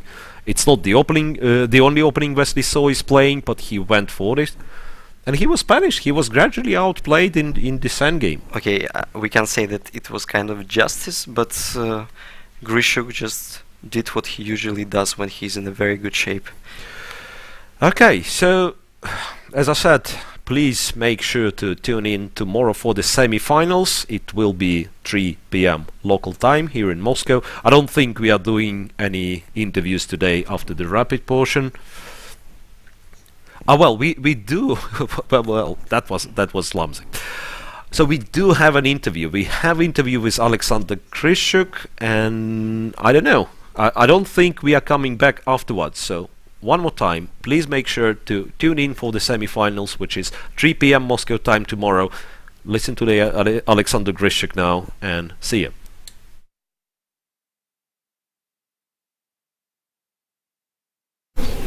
And our guest is Alexander Grishuk, who has just outplayed Wesley So in his match and qualified for the semi-final. So Alexander, please share your impressions on this match, because it looked quite equal at some point, so you managed to win the final game of Rapid. Yes. Okay, the first game today, I thought it was a good game.